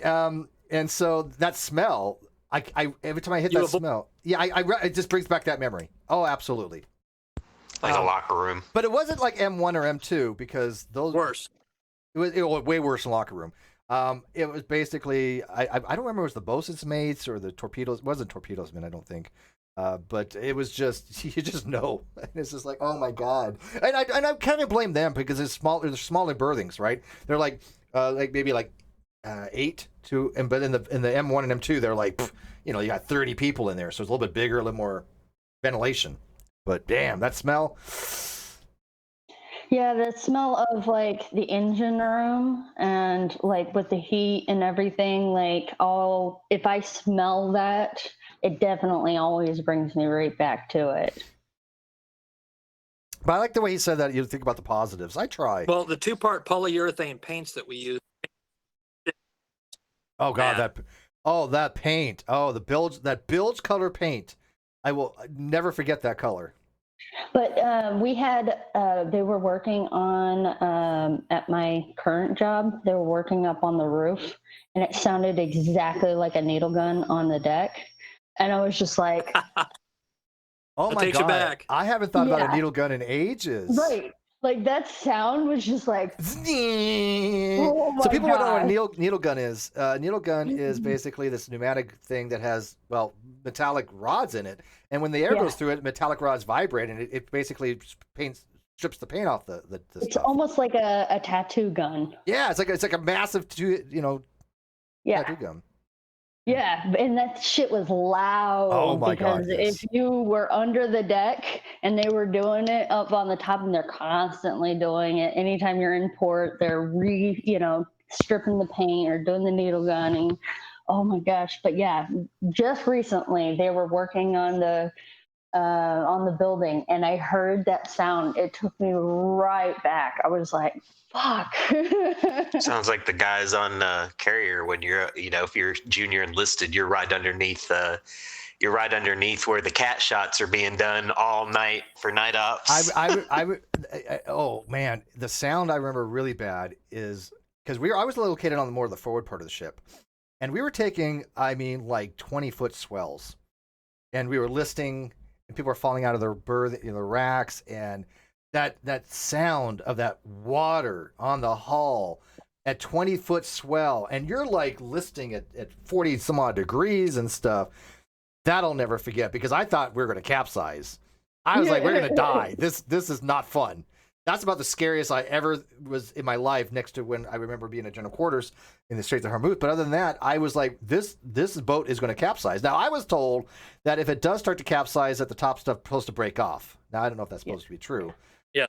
Was it true? It's true. It's supposed to be true. Okay, so you had all this mass, and that's supposed So to... the mass and the guns. So at some point on there, that's supposed to fail, and that breaks off, and the ship rights itself? Yeah. Because I swear to God that should have happened, because have you ever had a dream that we capsized? Because I have had a dream literally that we capsized, and I swear to God I thought it was going to die. I was like, this is reality. You should have went aviation instead of fucking surface, man. You wouldn't have had to be on one of those damn little small boys. Fuck that shit. Our boat, we actually used to go up to Alaska a lot. And so whenever you're up there in the wintertime, sucks balls. But the ice, the water from the sea spray would just turn the mass into ice cubes. And so everybody, didn't matter what rate you were, had to go outside with whatever you had, whether it be hammers or a wrench or a baseball bat. The ice? You had to, and go up there and chip off the ice so that you wouldn't flip over. And at the worst of it, we actually got caught in a storm, and we were hitting 50-foot swells. Oh God. We should have died. 50 like I said, the highest we hit was probably 23, 25-foot swells. 50, I couldn't imagine that. And we had that's taller than the goddamn ship. I mean, we were listing so bad. You could not, nobody could, everybody was just sick as a mug. If you did not need to be out of your rack, you were in your rack. I didn't get seasick very often. I think I got queasy a couple times when I hit those major swells. I do remember that, but I never really got like violently sick. So Super Mommy had asked, would you do it all again? No. I would. No. I would. Wow. Nothing ever happened to me. In order to go outside, though, you had to be strapped in. And so we actually had clips that we'd have to clip ourselves in so that we wouldn't fall off the ship while we were hitting the ice off of the edges. I think we have enthralled completely the rest of the room with our sea stories. I just wouldn't. I'm telling you, Nuke was a hard program. I mean, it was only 6 months worth of training, but then you have another 1.5 years to actually get qualified. And the whole thing is about 2 years before you actually can stand, watch by yourself. It's a long, arduous process, and you're working. I mean, if you got 5 hours of sleep, you did well. Mm-hmm. Yeah. I mean, how many times, Rob, do people try to get you out of your rack, and you're like, "Can I just get another 5 minutes? Can you come back?" The roving watch, messenger watch, right? And you're like, "Hey, do you want mid rats?" And you're like, "No, let me sleep." Yeah, no. I'm like, I'll pass. Yeah. Everybody's playing Magic on the mess deck. You want to come play? No. Magic? No. My God, we had spades. I had. Steve. What, Rob? What, Rob? So I had 2 watches at sea. We had summer watch while we were underway, but we also had underway rover watch, where we carry around a 45 caliber pistol out in the middle of the ocean, like somebody's going to board us when we're doing 30 plus knots. Brilliant. So they would come by, they would pull your curtain back on your rack, and they would pull that gun out and they would rack it in your ear. Now, if you've ever heard of 45, a 1911 rack, less than an inch in your ear, I guarantee you will not be asleep after that sound. I never had that happen. Okay? So there was ways of getting there. Wow. Is that? And we didn't have snoozes. I had never heard that before. Because I never had to stand roving watch. I mean, I did roving watch, but it's called messenger watch, but we weren't armed because I was a nuke. Yeah. But you were part of the security with the master at arms and all that. So, but I did have to qualify, just like anybody else in the Navy. You have to learn how to shoot. And I did have a firearm afterwards. I got a concealed weapons permit up in Washington. By the way, I remember, Rob, one time I had left all my. You have to leave your firearms like in the armory or at a friend's house or I think in a box or something. And I remember going in Puget Sound Gate, and I had one of those random checks, and I was thinking to myself, dude, did I leave my weapon in the car? Because I had a couple. I had a Browning Derringer, a Jennings, and a Browning Buckmark. And I thought for some reason I might have left the Browning in the car, and I was thinking, oh my God, if that's the case, I'm fucked. Bringing a weapon, on the base.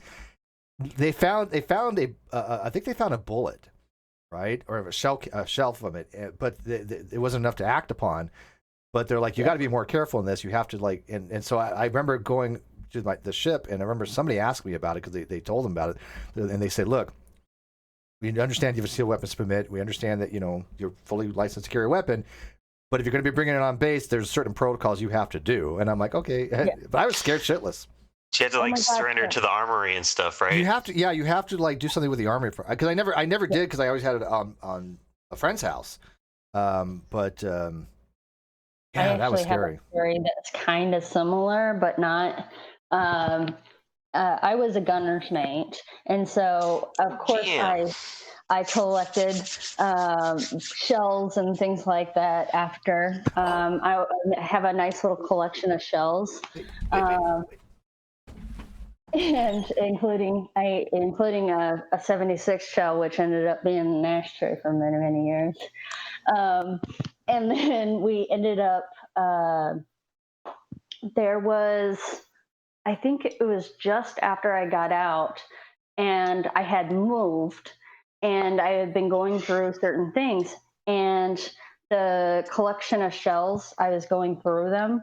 Well, I didn't realize that one of the shells had actually got into my pocket or whatever, and I went to work, and the shell fell out onto the floor, and someone actually called security and said that I was threatening them, because that's what they got from that, was that I was threatening to shoot up the whole place because I accidentally dropped a shell on the ground. Well, that's another thing. In today's today's day and age, you can say the wrong word and somebody will call security and say they were offended. Or that you threatened them. Yeah, that you threatened them. I Its can see where it shell came literally fell out of my Check it out. pocket, and I'm like, dude. Check it out. Okay. Yeah. You see that? Mm-hmm. This is the box of what you're talking about. Yes, see, I have the same thing. So, So, right? Steve, you have a seashell collection. I have a seashell collection of 50 cal. I think that's the 50 Yep. cal, if I'm not mistaken. Gotta have 50, Is that, I got maybe 25. that's 50 cal. Is that 50 cal? I don't remember. No. It's pretty big. I can't. That's what they told me. That's what she said. Yeah, I can't read it because I got my contacts in. But we've also got I know this was a 45 short. This is I had a couple Remingtons. Yeah. So what we're gonna do is one of these days. I'm not gonna do it tonight, but when I put my contacts or something, we'll play Name That Shell. How about that? Right? Gunner's Mate. Ugh. Coral. Does that sound fun? You want to do something like that? Is These it, are- is it this are- strip name that That could be the Patreon. He's married though, so he can't do that. Yeah. You're still married, right? That game. Robert, are you still married? Oh, yes, Okay. definitely. Yeah. You have a 38 in lucky there you somewhere? bastard! You found a good one. Definitely. Yeah. You have a 38 in there somewhere? Oh, I got there's 9 She millimeter, shoots there's too, 45, so- there's 38. What's that, Rob? I've got a 380 and a 9mm Yeah, there's 9 and mil a in here. 20 gauge. Rob, how long have you been married now? Yeah. Robert, how long have you been married? Do what? What's that? How long has Robert been married? How long have you been married now? Like 20 years? I've been 17 years. 17 years, a long time, man. 17. We're Yeah. working on 16. Just a shotgun. That's a Any heavy grain. 5.56? Oh, I don't, dude. There's 100 shells in here, man. It's like a 10 gauge or something. That's a pretty big gauge. It's a big gauge. All I know about ammunition comes from video games. I think this is definitely the biggest, but I'm not sure which one it is because I can't read it. Looks like a 25. This is bigger than a 50 cal. It's a 25 millimeter. So Yeah, that's 25 millimeter. is it 25 millimeter? I mean, I could have to take out my contacts to tell you, It's but pretty That is a iconic. big. That's a grenade shell, isn't it? hell if I know. 25 millimeters are grenade shell. I can't read it. I think Because that No, looks like 40 the... either 25 or 40. Those are both. I can just tell you right Grenade, now. Can you guys read calibers. that? Are 1 inch. I mean, it could be as... I can't read it because it's I I have my can't, no, I contacts on. can't read it. No, your camera picture's a bit. Yeah. Yeah. This is a big. Can you imagine this Yeah. thing hit whatever this because it's got to been like How about this. Yeah. Oh, what are those? Well, it's blowed up. It's blowing up. Are Whatever. those? it's Wait, hitting. do you got 50 cals? Are those 50 cals? Robert, No, what take are a those? look at it. I can't. This is an actual clip, not a magazine. Oh, that's a clip. What for? What? An actual clip. Yeah, I don't know. What is that? Those are awesome though. Okay. That's an N block clip. It's an 8 round of 3-06 30-06. Oh my for god. an M1 Grand. Wow. That's cool, actually. It's Damn. beautiful. Yeah, I want to go shooting. I even got some skeet stuff here that and we got shotguns. We have rifles here. I tell people because here's the truth, Rob. I'm a public person nowadays. People know where I live. Everybody here is ex-military except for one person. We have a Marine. We have an ex-Army. We all train. Everybody here everybody in this house is trained on firearms. And so I'm like, look, yeah, I am a public person, but if you want to come visit me and start some shit, let's see what happens. I mean, I don't fuck around. I don't bluff. Right. I mean, like I said, we have a collection of these things. You own Here's a a gun question for for a you reason. military Well, yeah, because people. I had a psychotic roommate. People remember I was reading the letters that he used to write, and we just ran him the other day. And yeah, I mean, we literally take this stuff very seriously because he came out of the bathroom one day, and I was going in. I was going to take a shower, and I had this on a towel, and he came out, and all of a sudden his eyes widened up, and he grabbed me by the throat like this. And I literally just took him down like this. I took him down like this, and I held him in an arm lock. I took him right down to the ground. I was like, "What the fuck is wrong with you?" So I mean, this guy was psychotic. And so yes, if he comes running, or tries to break in, we've already said the cops know he's probably going to die. We're not playing around. That's a good question.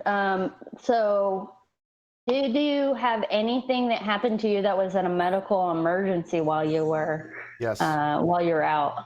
What was it? Again, I don't remember if Robert was on board at the time, but we had something getting in the potable water supply. And I don't remember if it was a rag or something. And I had caught something that got me so dehydrated that I was so deathly white that I had to go to medical and they had to put me in IV shit. just to rehydrate me. Somebody spiked the potable water. That's Oh no. Do you Oh, we made our own water. Yeah, but I was in charge of the distilling plant, and there's two distilling plants. There was one in M1 and M2, but I remember one of the potable water supplies got contaminated, and oh my god, a lot of people got sick. But it hit me extremely hard. I was literally flesh colored white. I remember going to medical, and they opened the door, and the first thing they said was, "Get the fuck in here," kind of thing. Right. And they put me right on an IV. I should have died probably. I mean, I was that dehydrated, and that scared the shit out of me. Yeah, I bet. What about you, Rob? We had one guy go overboard. They caught something. Oh, one person went overboard? Oh, shit. Back a few people. Wait, was that on the truck? Yeah, that nothing sucks. major. We had no deaths on board that I. Wait, is that on the Truxton? Yeah, because they gotta. I don't remember anybody going overboard on the Truxton. Yep, I was on the Truxton. Was there? Yeah. When? That's scary, it was one of the first div, if I remember correctly. Damn. Did they get to the guy before he hit the screws? Well, he would have gone. Oh, the screws are well under the ship. Yeah, There's no way of getting those unless you fall over. Front part under. Yeah. That It was like a mid-watch or something, and they just happened to just talk to him. And was that like? Wow. Was that in like '88 or something? You don't remember the year? I don't recall exactly the year it was. I did. Yeah. Well, I know we did a lot of drills for man overboard. But I think I seem to recall it actually happened. Yeah. Wow. I remember the most confidential thing about the Trami T was actually the screw itself, the configuration of the screw, because what would happen is the cavitation on the screw would make sonar sounds, and that subs could pick that up. So the way that the configuration of the screw and that as a sonar tech what's it called, the sonar graph that it makes, the sound that it makes. It's the profile. The profile. I heard that was extremely classified. That makes sense. Is that true? No, because all you gotta do is listen to the water any miles and you can hear it. So it's. I remember the design. Every ship has its own signature. Yeah, but the design of the screw itself, I remember that being classified. The way the tilt and the angle and the six. During the refit.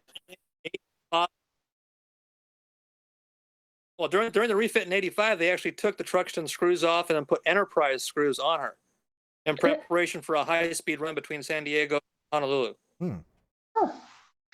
That was right before my time. She still holds one of the speed records for having. Yeah.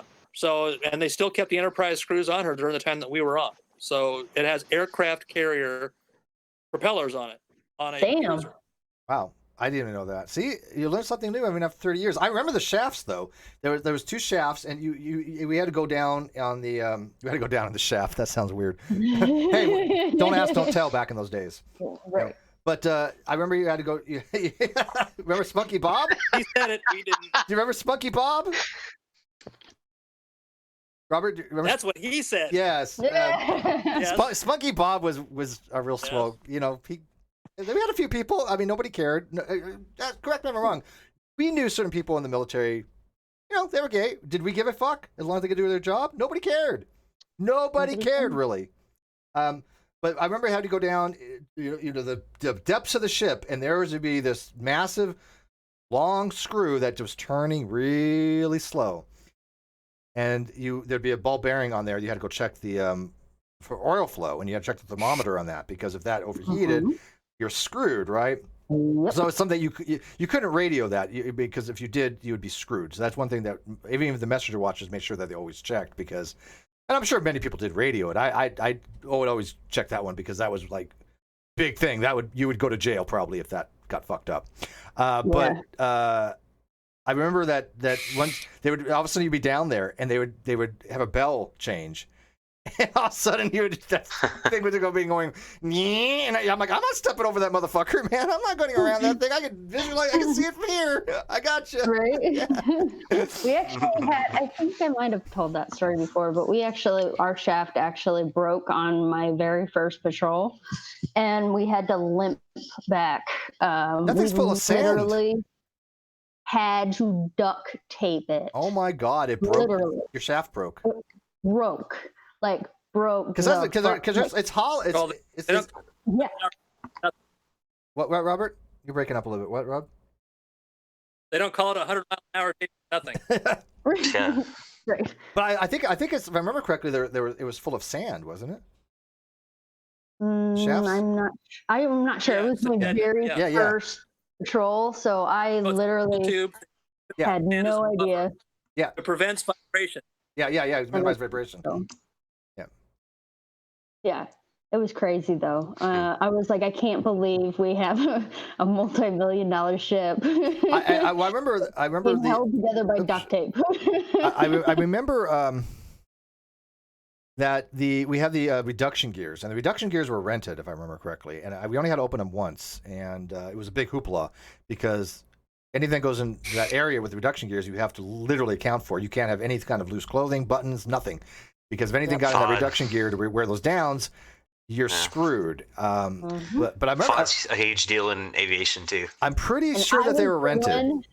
I was always the one that got chose to go down into the bilges to go grab the shit that dropped because I was the tiniest one. And so here I am just trying to squeeze into the bilges to make sure that I could get whatever. Oh, how many times in the bilge did you find a hot pipe? Oh, I covered. I remember getting seared, seared with. There'd be a steam pipe that would be like right above the bilge, and you take a list and you grab onto that, and you hit this, hit that. I had a fire What the pump. hell? Were you wearing your freaking utility shirt instead of your coveralls or something? I wore both. I always wore my coveralls were down. I was trying to wear my coveralls. Yeah, coveralls down on your waist with a t-shirt on. But I remember one time. That's true. I didn't do that. I never did that because I always went commando with it. You had to have at least a white tee on. Nope. There was what? All the way up. You were one of those people. You were one of the freaking nothing underneath on your freaking. TJ, hang on. Rob, go ahead. Robert, go ahead. For the record, I'd never been hot piped in the bilge. I just want to. Really? Okay. Yeah. Well, that's not what I heard. But whatever. I don't judge. You know. But I wasn't a snipe. 50 couples go down to the engine room, and 100 people come down to the engine room. 50 couples come up. Yeah. What was the? Oh yeah, I remember the feed pump watch, and I don't think Robert even got down to the reactor compartments area. I don't think he even knew that it existed. But down by the feed pumps, they were steam driven. There was two steam driven pumps, and then there was the electric one, and then there was 3 big pumps, and right next to it was a fire pump. And I remember one time, for some reason, the fire pump started cavitating and overheating. Oh shit! And in the volute, that water turns to steam. And I don't remember if the downstream valve was shut or whatever caused it. But I had just qualified that watch, standing it by myself, middle of the fucking night, and stupid me. There on the very top of the volute is this petcock valve that basically unscrews. Not even a valve, it's just basically a relief that. And so I was turning that thing up to release some of the pressure, thinking that was a good idea. It's pressure relief, yeah. Yeah, well, bad the idea that it was. It blew out. Yeah. And these 2 fingers here, when I was taking it out, just got super heated with steam. And it was excruciating. Oh my gosh. When that night I had to sleep with my hand in water just to keep it from getting oxidized because it was 2nd-degree burns, and I was like, I'm not going to medical because medical, they don't give a fuck in the middle of the night. Right. But oh my God. And all they give you was vitamin M. It fucking hurt. So they don't usually bad. give a shit during the middle of the day either. Here, drink some water and take some ibuprofen. You'll feel fine. You'll be fine. Motrin. Yeah. You don't get the good stuff underway. Our commands, but yeah, you don't get the good stuff underway. 800 milligrams. Yeah, you get the hydrocodone when you get out. They'll give you as much as you want. Yeah. Right? They're like, here, have some hydrocodone. Take You're it. dehydrated. Yeah. What's that? You have hair. Yeah, you have a toothache here. Hydrocodone. What's this? You've got You're dehydrated. Your vision going here. Have some hydrocodone. That's that. Dehydrated. Have some hydrocodone. Oh God. So I have a question for you, military people. Okay. sure. Did they actually make you learn the metric system? No. No, they didn't. Yes. Okay. I mean, we did it in nuke school, but it wasn't like it was like Yeah. drilled into us. It was just like here's No. a metric system. Yeah. Millimeter, Yep. micron. Sure, we had to learn that, but that was We more didn't. military before the. We weren't measuring stuff in lengths as electronics technicians. We were dealing with watts and volts and amps. So Yeah, I was that's just already. wondering if they just taught you like Had the metric volts, right? measurement We had of like Yeah. a caliber, as opposed to telling you this is how the metric system works relative to the imperial Not system. or really. not. I don't remember I actually. mean, we had to learn a little bit of it when I So- was in so some- 76 school.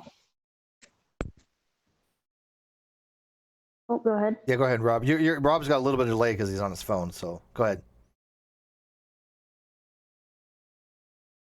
No, so some of the calibers are interchangeable, but the naval guns themselves are all measured in calibers. Yeah.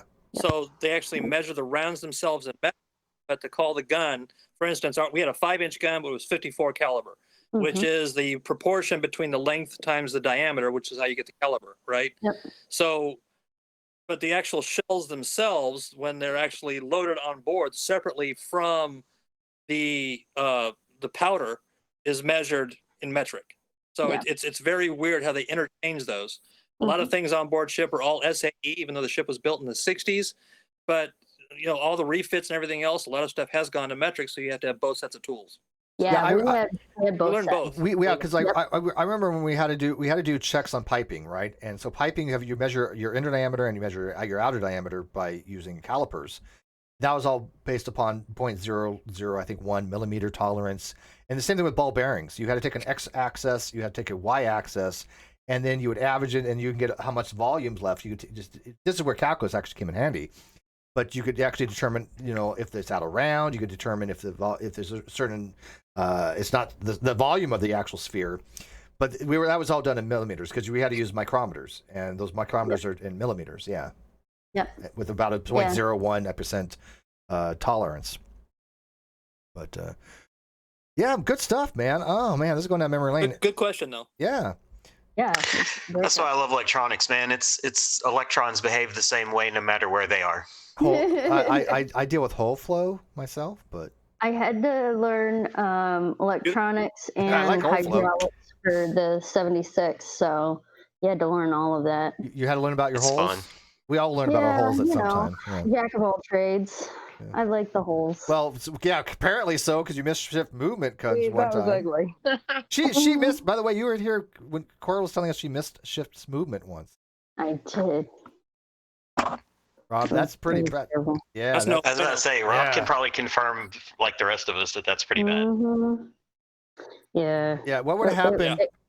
Rob? What Probably would the happen? worst thing you can do. Yep, it is the worst. I think it's one. Yeah, oh yeah, they'll. It's like almost treasonous. It's considered that way anyway. It's Yeah. so bad, and I was What's UA? I was mortified. I was mortified, and like there was literally nothing that you could do or say to me to make me feel better about it. Like I punished myself more than my ship did. Did you ever get in trouble, Rob? Did you go to captain's mast or anything? Oh, I went to captain's mast at least 6 times. Get the fuck. Jesus Wow. Christ! Wow. I never did. I went to Bro. XOI What did you once. do? How the hell are you going to? You stood tall in front of the man No, 6 fucking I times. mean, I So- know he was kind of a rebel back Look at then. the context. Okay. Put in That context. sounds like some me. All right, Okay, now I want to hear so the context here. Go ahead. Times that I went to. So the times I went to captain's mast on board ship is because I requested it. Oh. Okay, so the story is the ship decommissioned its sonar the last year that it went on its last deployment. So there was no sonar on board. Right? So they decommissioned the sonar. Without sonar and a classified rate, I can't study for rating exams. But they basically disbanded all the sonar techs, sent them to other commands except for one, and that was me. I was left on board to man the fathometer. So I was a third class, couldn't make rate, couldn't study for the next rating exams because they'd taken the pubs off. So I had to request mass over and over again. The final mass I had to request to get out because they would not send me to a shore command. They would not send me to another ship. But I did get in trouble while I was in BEE for having alcohol and weapons in my locker during a health and comfort inspection. Oh. And that didn't break down my rank. It did get me a fine and a confining to quarters for a month. Do you remember NatSap training? What was it? Navy alcohol and safety training? No. No, you didn't have that. That's. I remember that. Yeah, I have a designated driver story that, as I said, I'm gonna step outside for a second, guys. I'll be right back. Okay. I spent most of my time, as I said, underage. So most of the time I was a designated driver for my shipmates. And when I was in I believe it was A school, or it might have been C school, but we were in Portsmouth or it was Yorktown, Virginia. And everybody would drive out to Virginia Beach and go to the clubs and stuff over in Virginia Beach. And everybody knew that if they did not have, we didn't want anybody to drink and drive. So they all knew that they could call me and I would come pick them up or whatever. Well, a friend of mine ended up calling me out asking for a ride. And I had my truck at the time. So I drove all the way out there and to pick him up.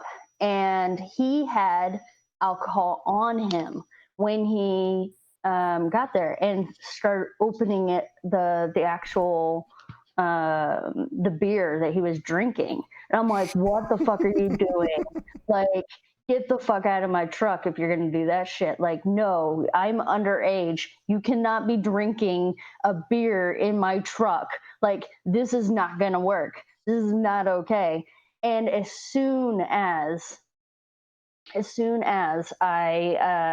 said that, the blue lights are behind me. And I'm like, fuck.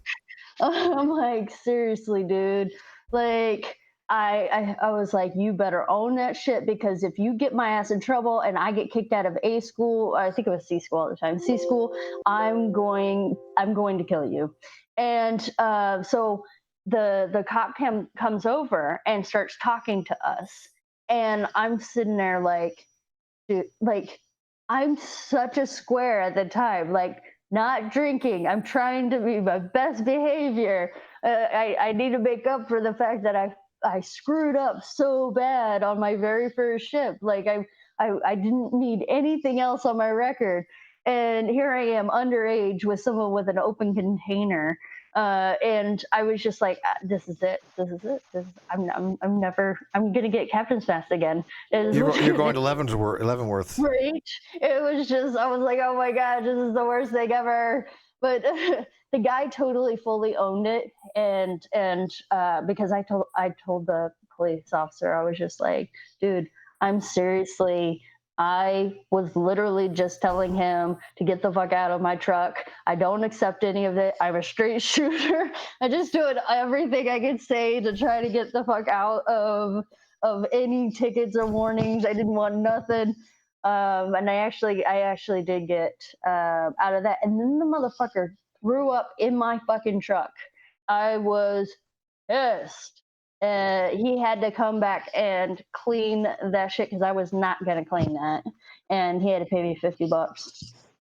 I remember I was in high school and I just started driving, and my friends wanted some alcohol, and I was in my mom's car, and we were parked outside the liquor store, and I guess he had somebody who would go buy him liquor. And we had this bottle of Jack Daniels, big one, big thing that they got.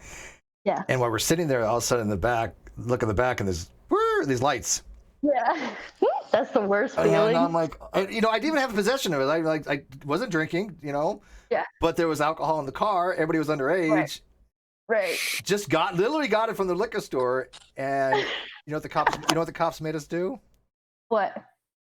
I swear to you, he made us open it and pour it out on the ground and send us on his way. No, that is the A worst. whole big thing object.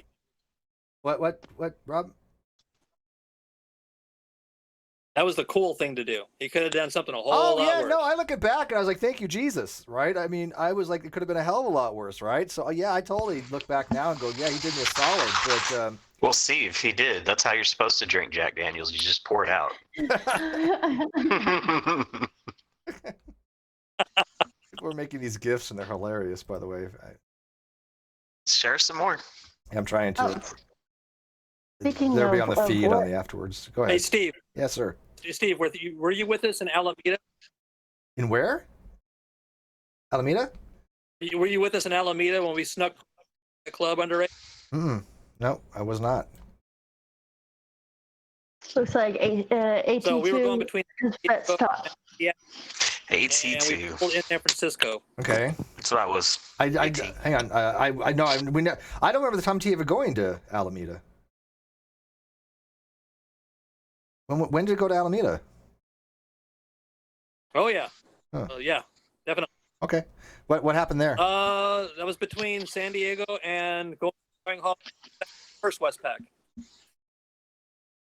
Oh, but that was in '88. I didn't go on ship till '89. I think. I didn't get to the ship till '90, so it wasn't '80. I don't remember going to Alameda, and I was on I was on the '90 Westpac, the '89 Westpac. Wait, no, the '90 Westpac, the '91, and the '92. I think it was. No, it had to be '93 because. No, you know what it was? It was the drug interdiction that we did Oh, it was Leo Ops. between the first and second. Yeah. Okay, it was law enforcement operations. That makes more sense. Yeah, we pulled into Alameda. Vaguely remember that now. Yes, we were doing law enforcement down off the coast of Colombia. And on the way back, we stopped in Alameda. I forget what we had to stop there for, but we had 3 days in San Francisco. And we ended up going to a club over in San Francisco proper from Alameda, and Peroni was with us, and we snuck his ass into a club, and he was underage, and he was the most excited little boy you'd ever seen getting into a club underage. Let me tell people So about if you ever Michael. ask Peroni about going Did that into an shit Alameda all the club, time. I'm gonna ask dude. him about this. Yes, I will. Yeah. Michael, I remember the funniest thing about Michael. He was this Italian guy, and he really had this Italiano Hey. persona. Hey, you're right. That was him. Hey. And I remember one time we went to a house party, and this was in Bremerton, and he wanted to be like really cool and shit. So he's like running out. He's like just going out of the party. He's like, hey dude, let's just peel out of here. And I'm like, oh okay. So I'm like peeling out of my car, and we just like took off. And he thought that was like the coolest fucking thing ever. I'm like, okay. Yeah. Yeah, he loved that kind of stuff. He liked being very showy and very. But I mean, he was one of the coolest guys you ever want to meet. I mean, but So Hawk Skull brought up a good point in the chat. That why we're talking about drinking, and there are so many Navy things involved with around drinking and that culture, because the British Navy did used to run on alcohol. They paid the sailors in rum for a while. So that's why sailors have such a culture around alcohol, and that's why it was really hard when the new Navy stuff came out about all the alcohol and stuff. When you get in trouble once now, and you're pretty much labeled. they cracked down a lot more. Yeah. Oh, look who's coming in here. We have another special guest, not military. Hello, Miss Heathen. Well, hello. Sweet. Hello, beautiful. Mwah. Sweet. By the way, I love it when she can't talk. She's muted. You know, the perfect woman. I bet. I was about to say. Just look pretty and don't say a God word. damn it. God damn it. I do it all the time. You do. I mean, you think by now you figure this shit out. There she is. But I want, Sweet Heathen, this is one of my shipmates, Rob, who decided to come in. I haven't talked to in 30 years. Who, by the way, I was actually in the Navy, believe it or not.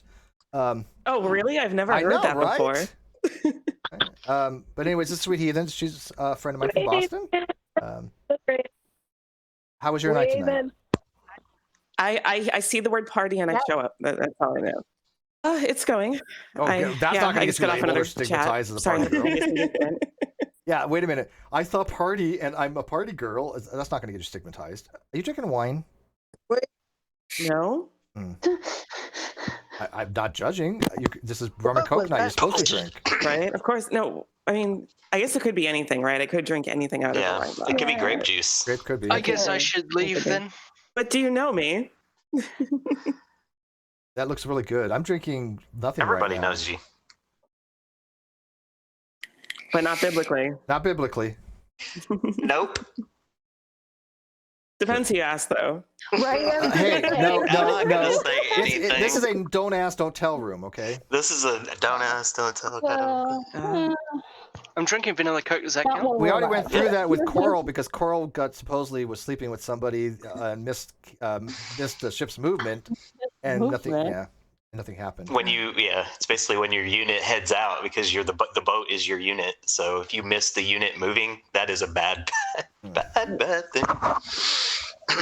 It was. Were we having a military chatter? We were. I haven't talked. Yeah. I mean, I've communicated with him on Facebook for a decade, but I mean, this is the first. I think it's the first time we've actually really talked in like 30 years. He didn't have a beard before. I mean, he's aged well, motherfucker. He's got an epic beard now, right? I had a long beard too at one time, but it's like the Fu Manchu. But it's so funny, sweet, because people seem to for some reason want to malign me, and they think that things I say aren't necessarily the case when everything I've ever said is the God honest truth. Well, and so nobody ever thinks they're wrong. That's true. And we were talking before about it all started with talking about drinking and getting in trouble. I peed on a Mexican bridge one time, sweet. I was meaning to tell you about this. Yes, Steve started it off with his. I am a hardened criminal. His story.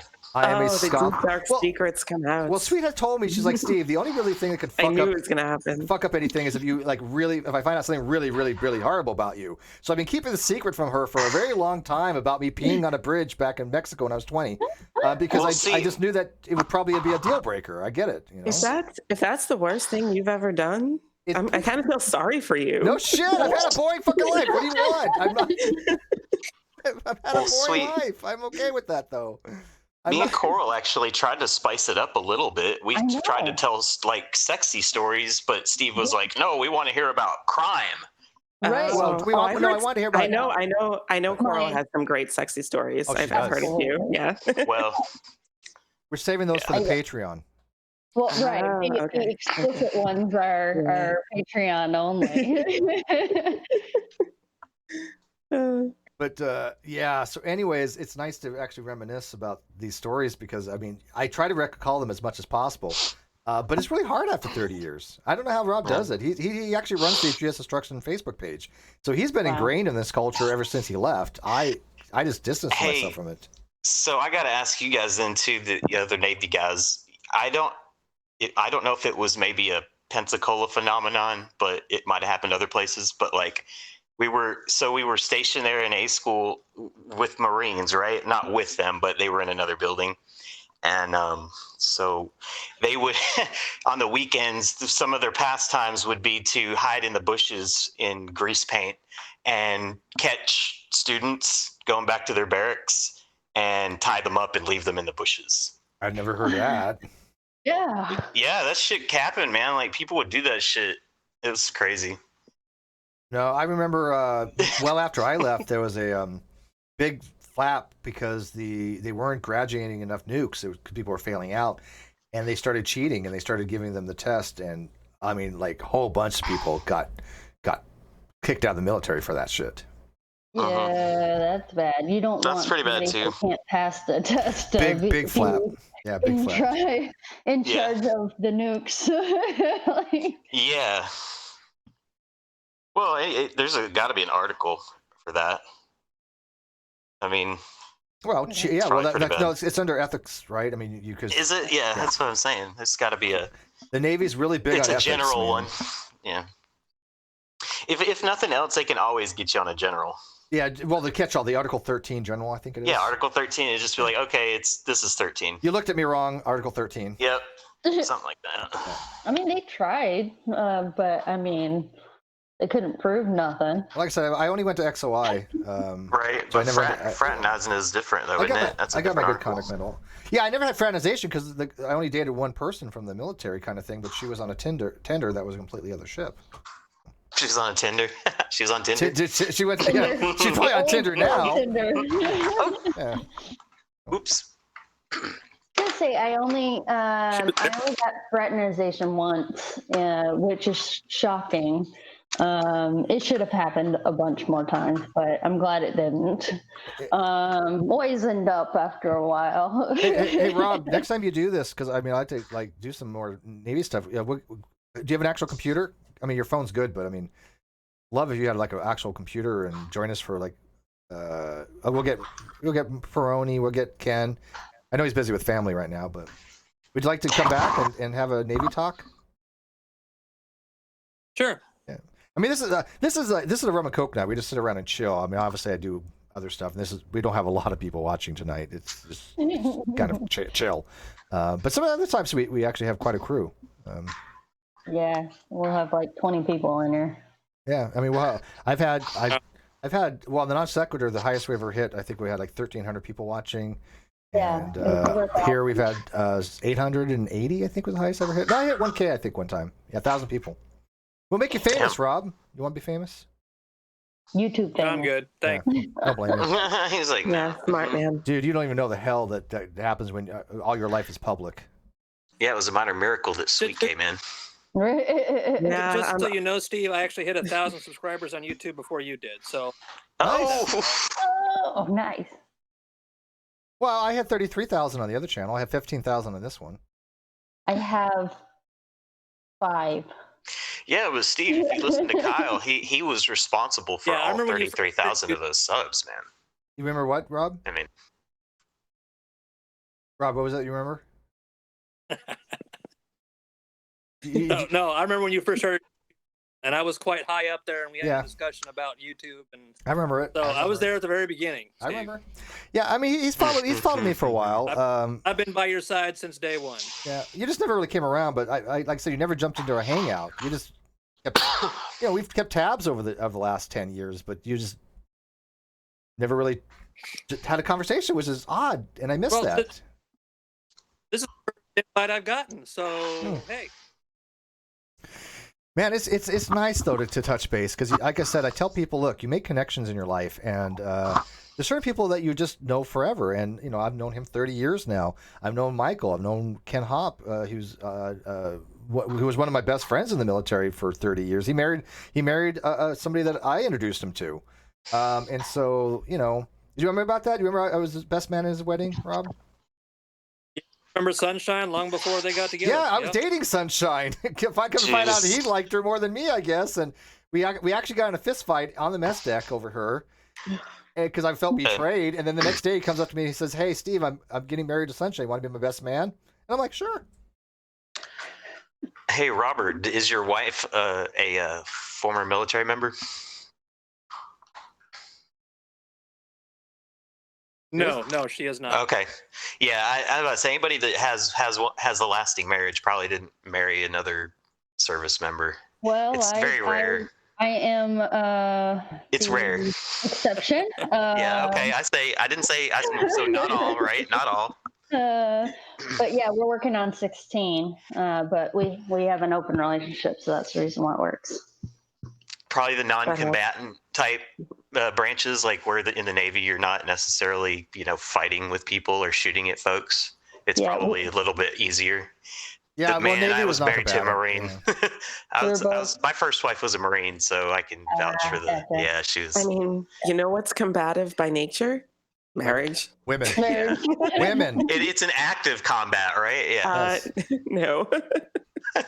I told somebody today because some people thought for some reason I'm in charge of things, and I said, look, the only people in charge are Cheshire and Sweet. I'm just along for the ride, and occasionally they'll I will put my 2 cents in, and they'll either tell me that I'm right or wrong, and then I have to either change my position or basically get shunned for the rest of my life.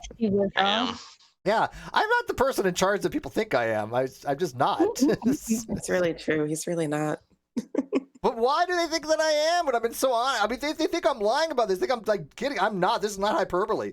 I basically have deferred to Sweet and Chess on 95% on everything. It's like whatever. Maybe it's because you protest too much, Dave. Yeah, I mean, to defer. I wouldn't say you defer, but you consult. You I consult. consult. Yes. And then you do whatever you want to do anyways. I'm going to do whatever I want Pretty much, anyways, yeah. but That's pretty much the size of it. I'm a man. We do that. I think that's Yeah. pretty much how we all operate anyways. Yeah. Ultimately. I was going to say, yeah, you shouldn't have to defer to anybody really if you got your own brain, your own mind, you know. Yeah. Well, I mean, but still, I want to correct that language. Just nobody wants them to. It's no fun. I don't know how they treat me. I don't know. We want you to fight back. We want. I'd imagine pretty good.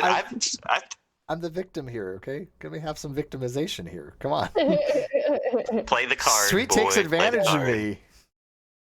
Hey, you could be taking advantage of by worse than Sweet. Exactly right. Yes. Yes. Sweet, everybody loves you. It's just the way it is. I love everybody. She does. Hey, not like that. I'm trying to catch some of the I know live chat. The hit dog barks first, right? Let's see here. Should I get another drink, or I don't know? We have been going a very long time, so I'm probably gonna have to end this soon. But it really doesn't feel that long. Oh my God, I've been at it for like 2 hours, man. It does. It feels like a short time. I mean, it's 3 hours ahead for poor Rob here. He's in the future. Oh my God, that's what we should do. Next time we get Rob. Hey Rob, you want to debate a flat earther? I've been around the world. There's no debate. There's no debate. I've been around it. Yeah. You don't even know. You don't know that. I mean, he does know because he's followed for a while. Twice. But holy shit, are these people Actually, stupid? 3 times. But yeah. Yeah. People have seen Australia. It exists. Rez, aren't you like from down under somewhere? Yeah, South Australia. Yeah. See, this guy lives there, but he's a hoax, I guess. He's a British person. Right. He's a I wish, because it means I would be getting paid. Right. You'd be a shill, right? Sarah says Sweet is more popular than Jesus. Is that true? I know. He has about 1.5 billion followers. I was gonna say I don't think I want to be that popular. Yeah. That's scary. Can you imagine Sweet as a goddess? I can barely handle this. I mean, put her in like a white toga, put some grape leaves around her head, you know. I mean, give me the power. She's a pretty awesome person, but I mean, no gods, no masters, right? Well, if I worship her, it's gonna be for different reasons, but No, I can't treat people any way I wouldn't want to be treated. So it's I wouldn't be a very exciting goddess. I'd just be a nice one. I would fan you with palm I'll do leaves. some fun things, but yeah, I was about to say I could do feeding the grape. You know, somebody's got to feed the grapes. Feed the grapes. Yeah. You wouldn't want to sit there and just be fed grapes. I treat my followers well. Yeah, everybody would be happy. You're not going to send any of them to hell to burn for eternity. Not my followers, no. Okay. I was just gonna be like, she's not gonna like leader. require any like human hearts or anything like that. Very benevolent goddess right here. Just the people take that a lot. are enemies. Yeah, of the enemies. Somebody says, "Is Sweet Steve's Yoko Ono one?" Yes. Man. Sweet will be the. We've already discussed this. Sweet will be the demise of my entire YouTube career if it ever happens. It will be. Steve will be the demise of Sweet sanity. It'll be very intentional. Oh, I didn't say it was going to be. No, I know you'll be. No, it will be you actively destroying my entire existence. I get this. No, I'm well aware of this. Hey, it's a long game.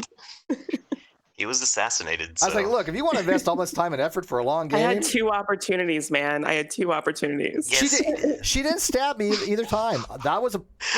Nobody died.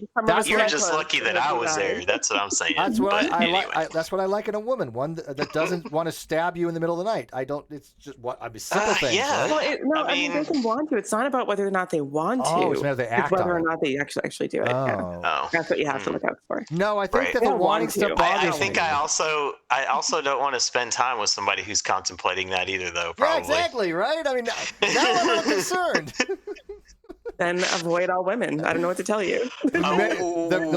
Sweet. Those are called, hang on, Sweet. Those are called incels. Oh, come on now. But anyways, I just want to say that go ahead, YouTube Reza. seems to be having issues at the moment. It's not displaying any live viewers for me. 58 live viewers. 58. Right now. It's been really low tonight. I don't have it open. My phone batteries though. Yeah, there's been YouTube is not. I don't know what it is. It's not sending things out properly. It's just I don't know. A lot of other stuff going on. But anyways, I'm going to wrap this up. This was just a nice 15,000 party. I enjoyed this. Rob especially. This was really awesome to talk to you, dude. It's been a long Congrats. time. Thank you. By the way, I've got other things in the works. By the way, Rob, I started a new started a new show in July on Reasons to Believe, and I should have Non Sequitur back. Hopefully in June. I mean, we're getting a court scheduled. We're getting a court scheduled in June.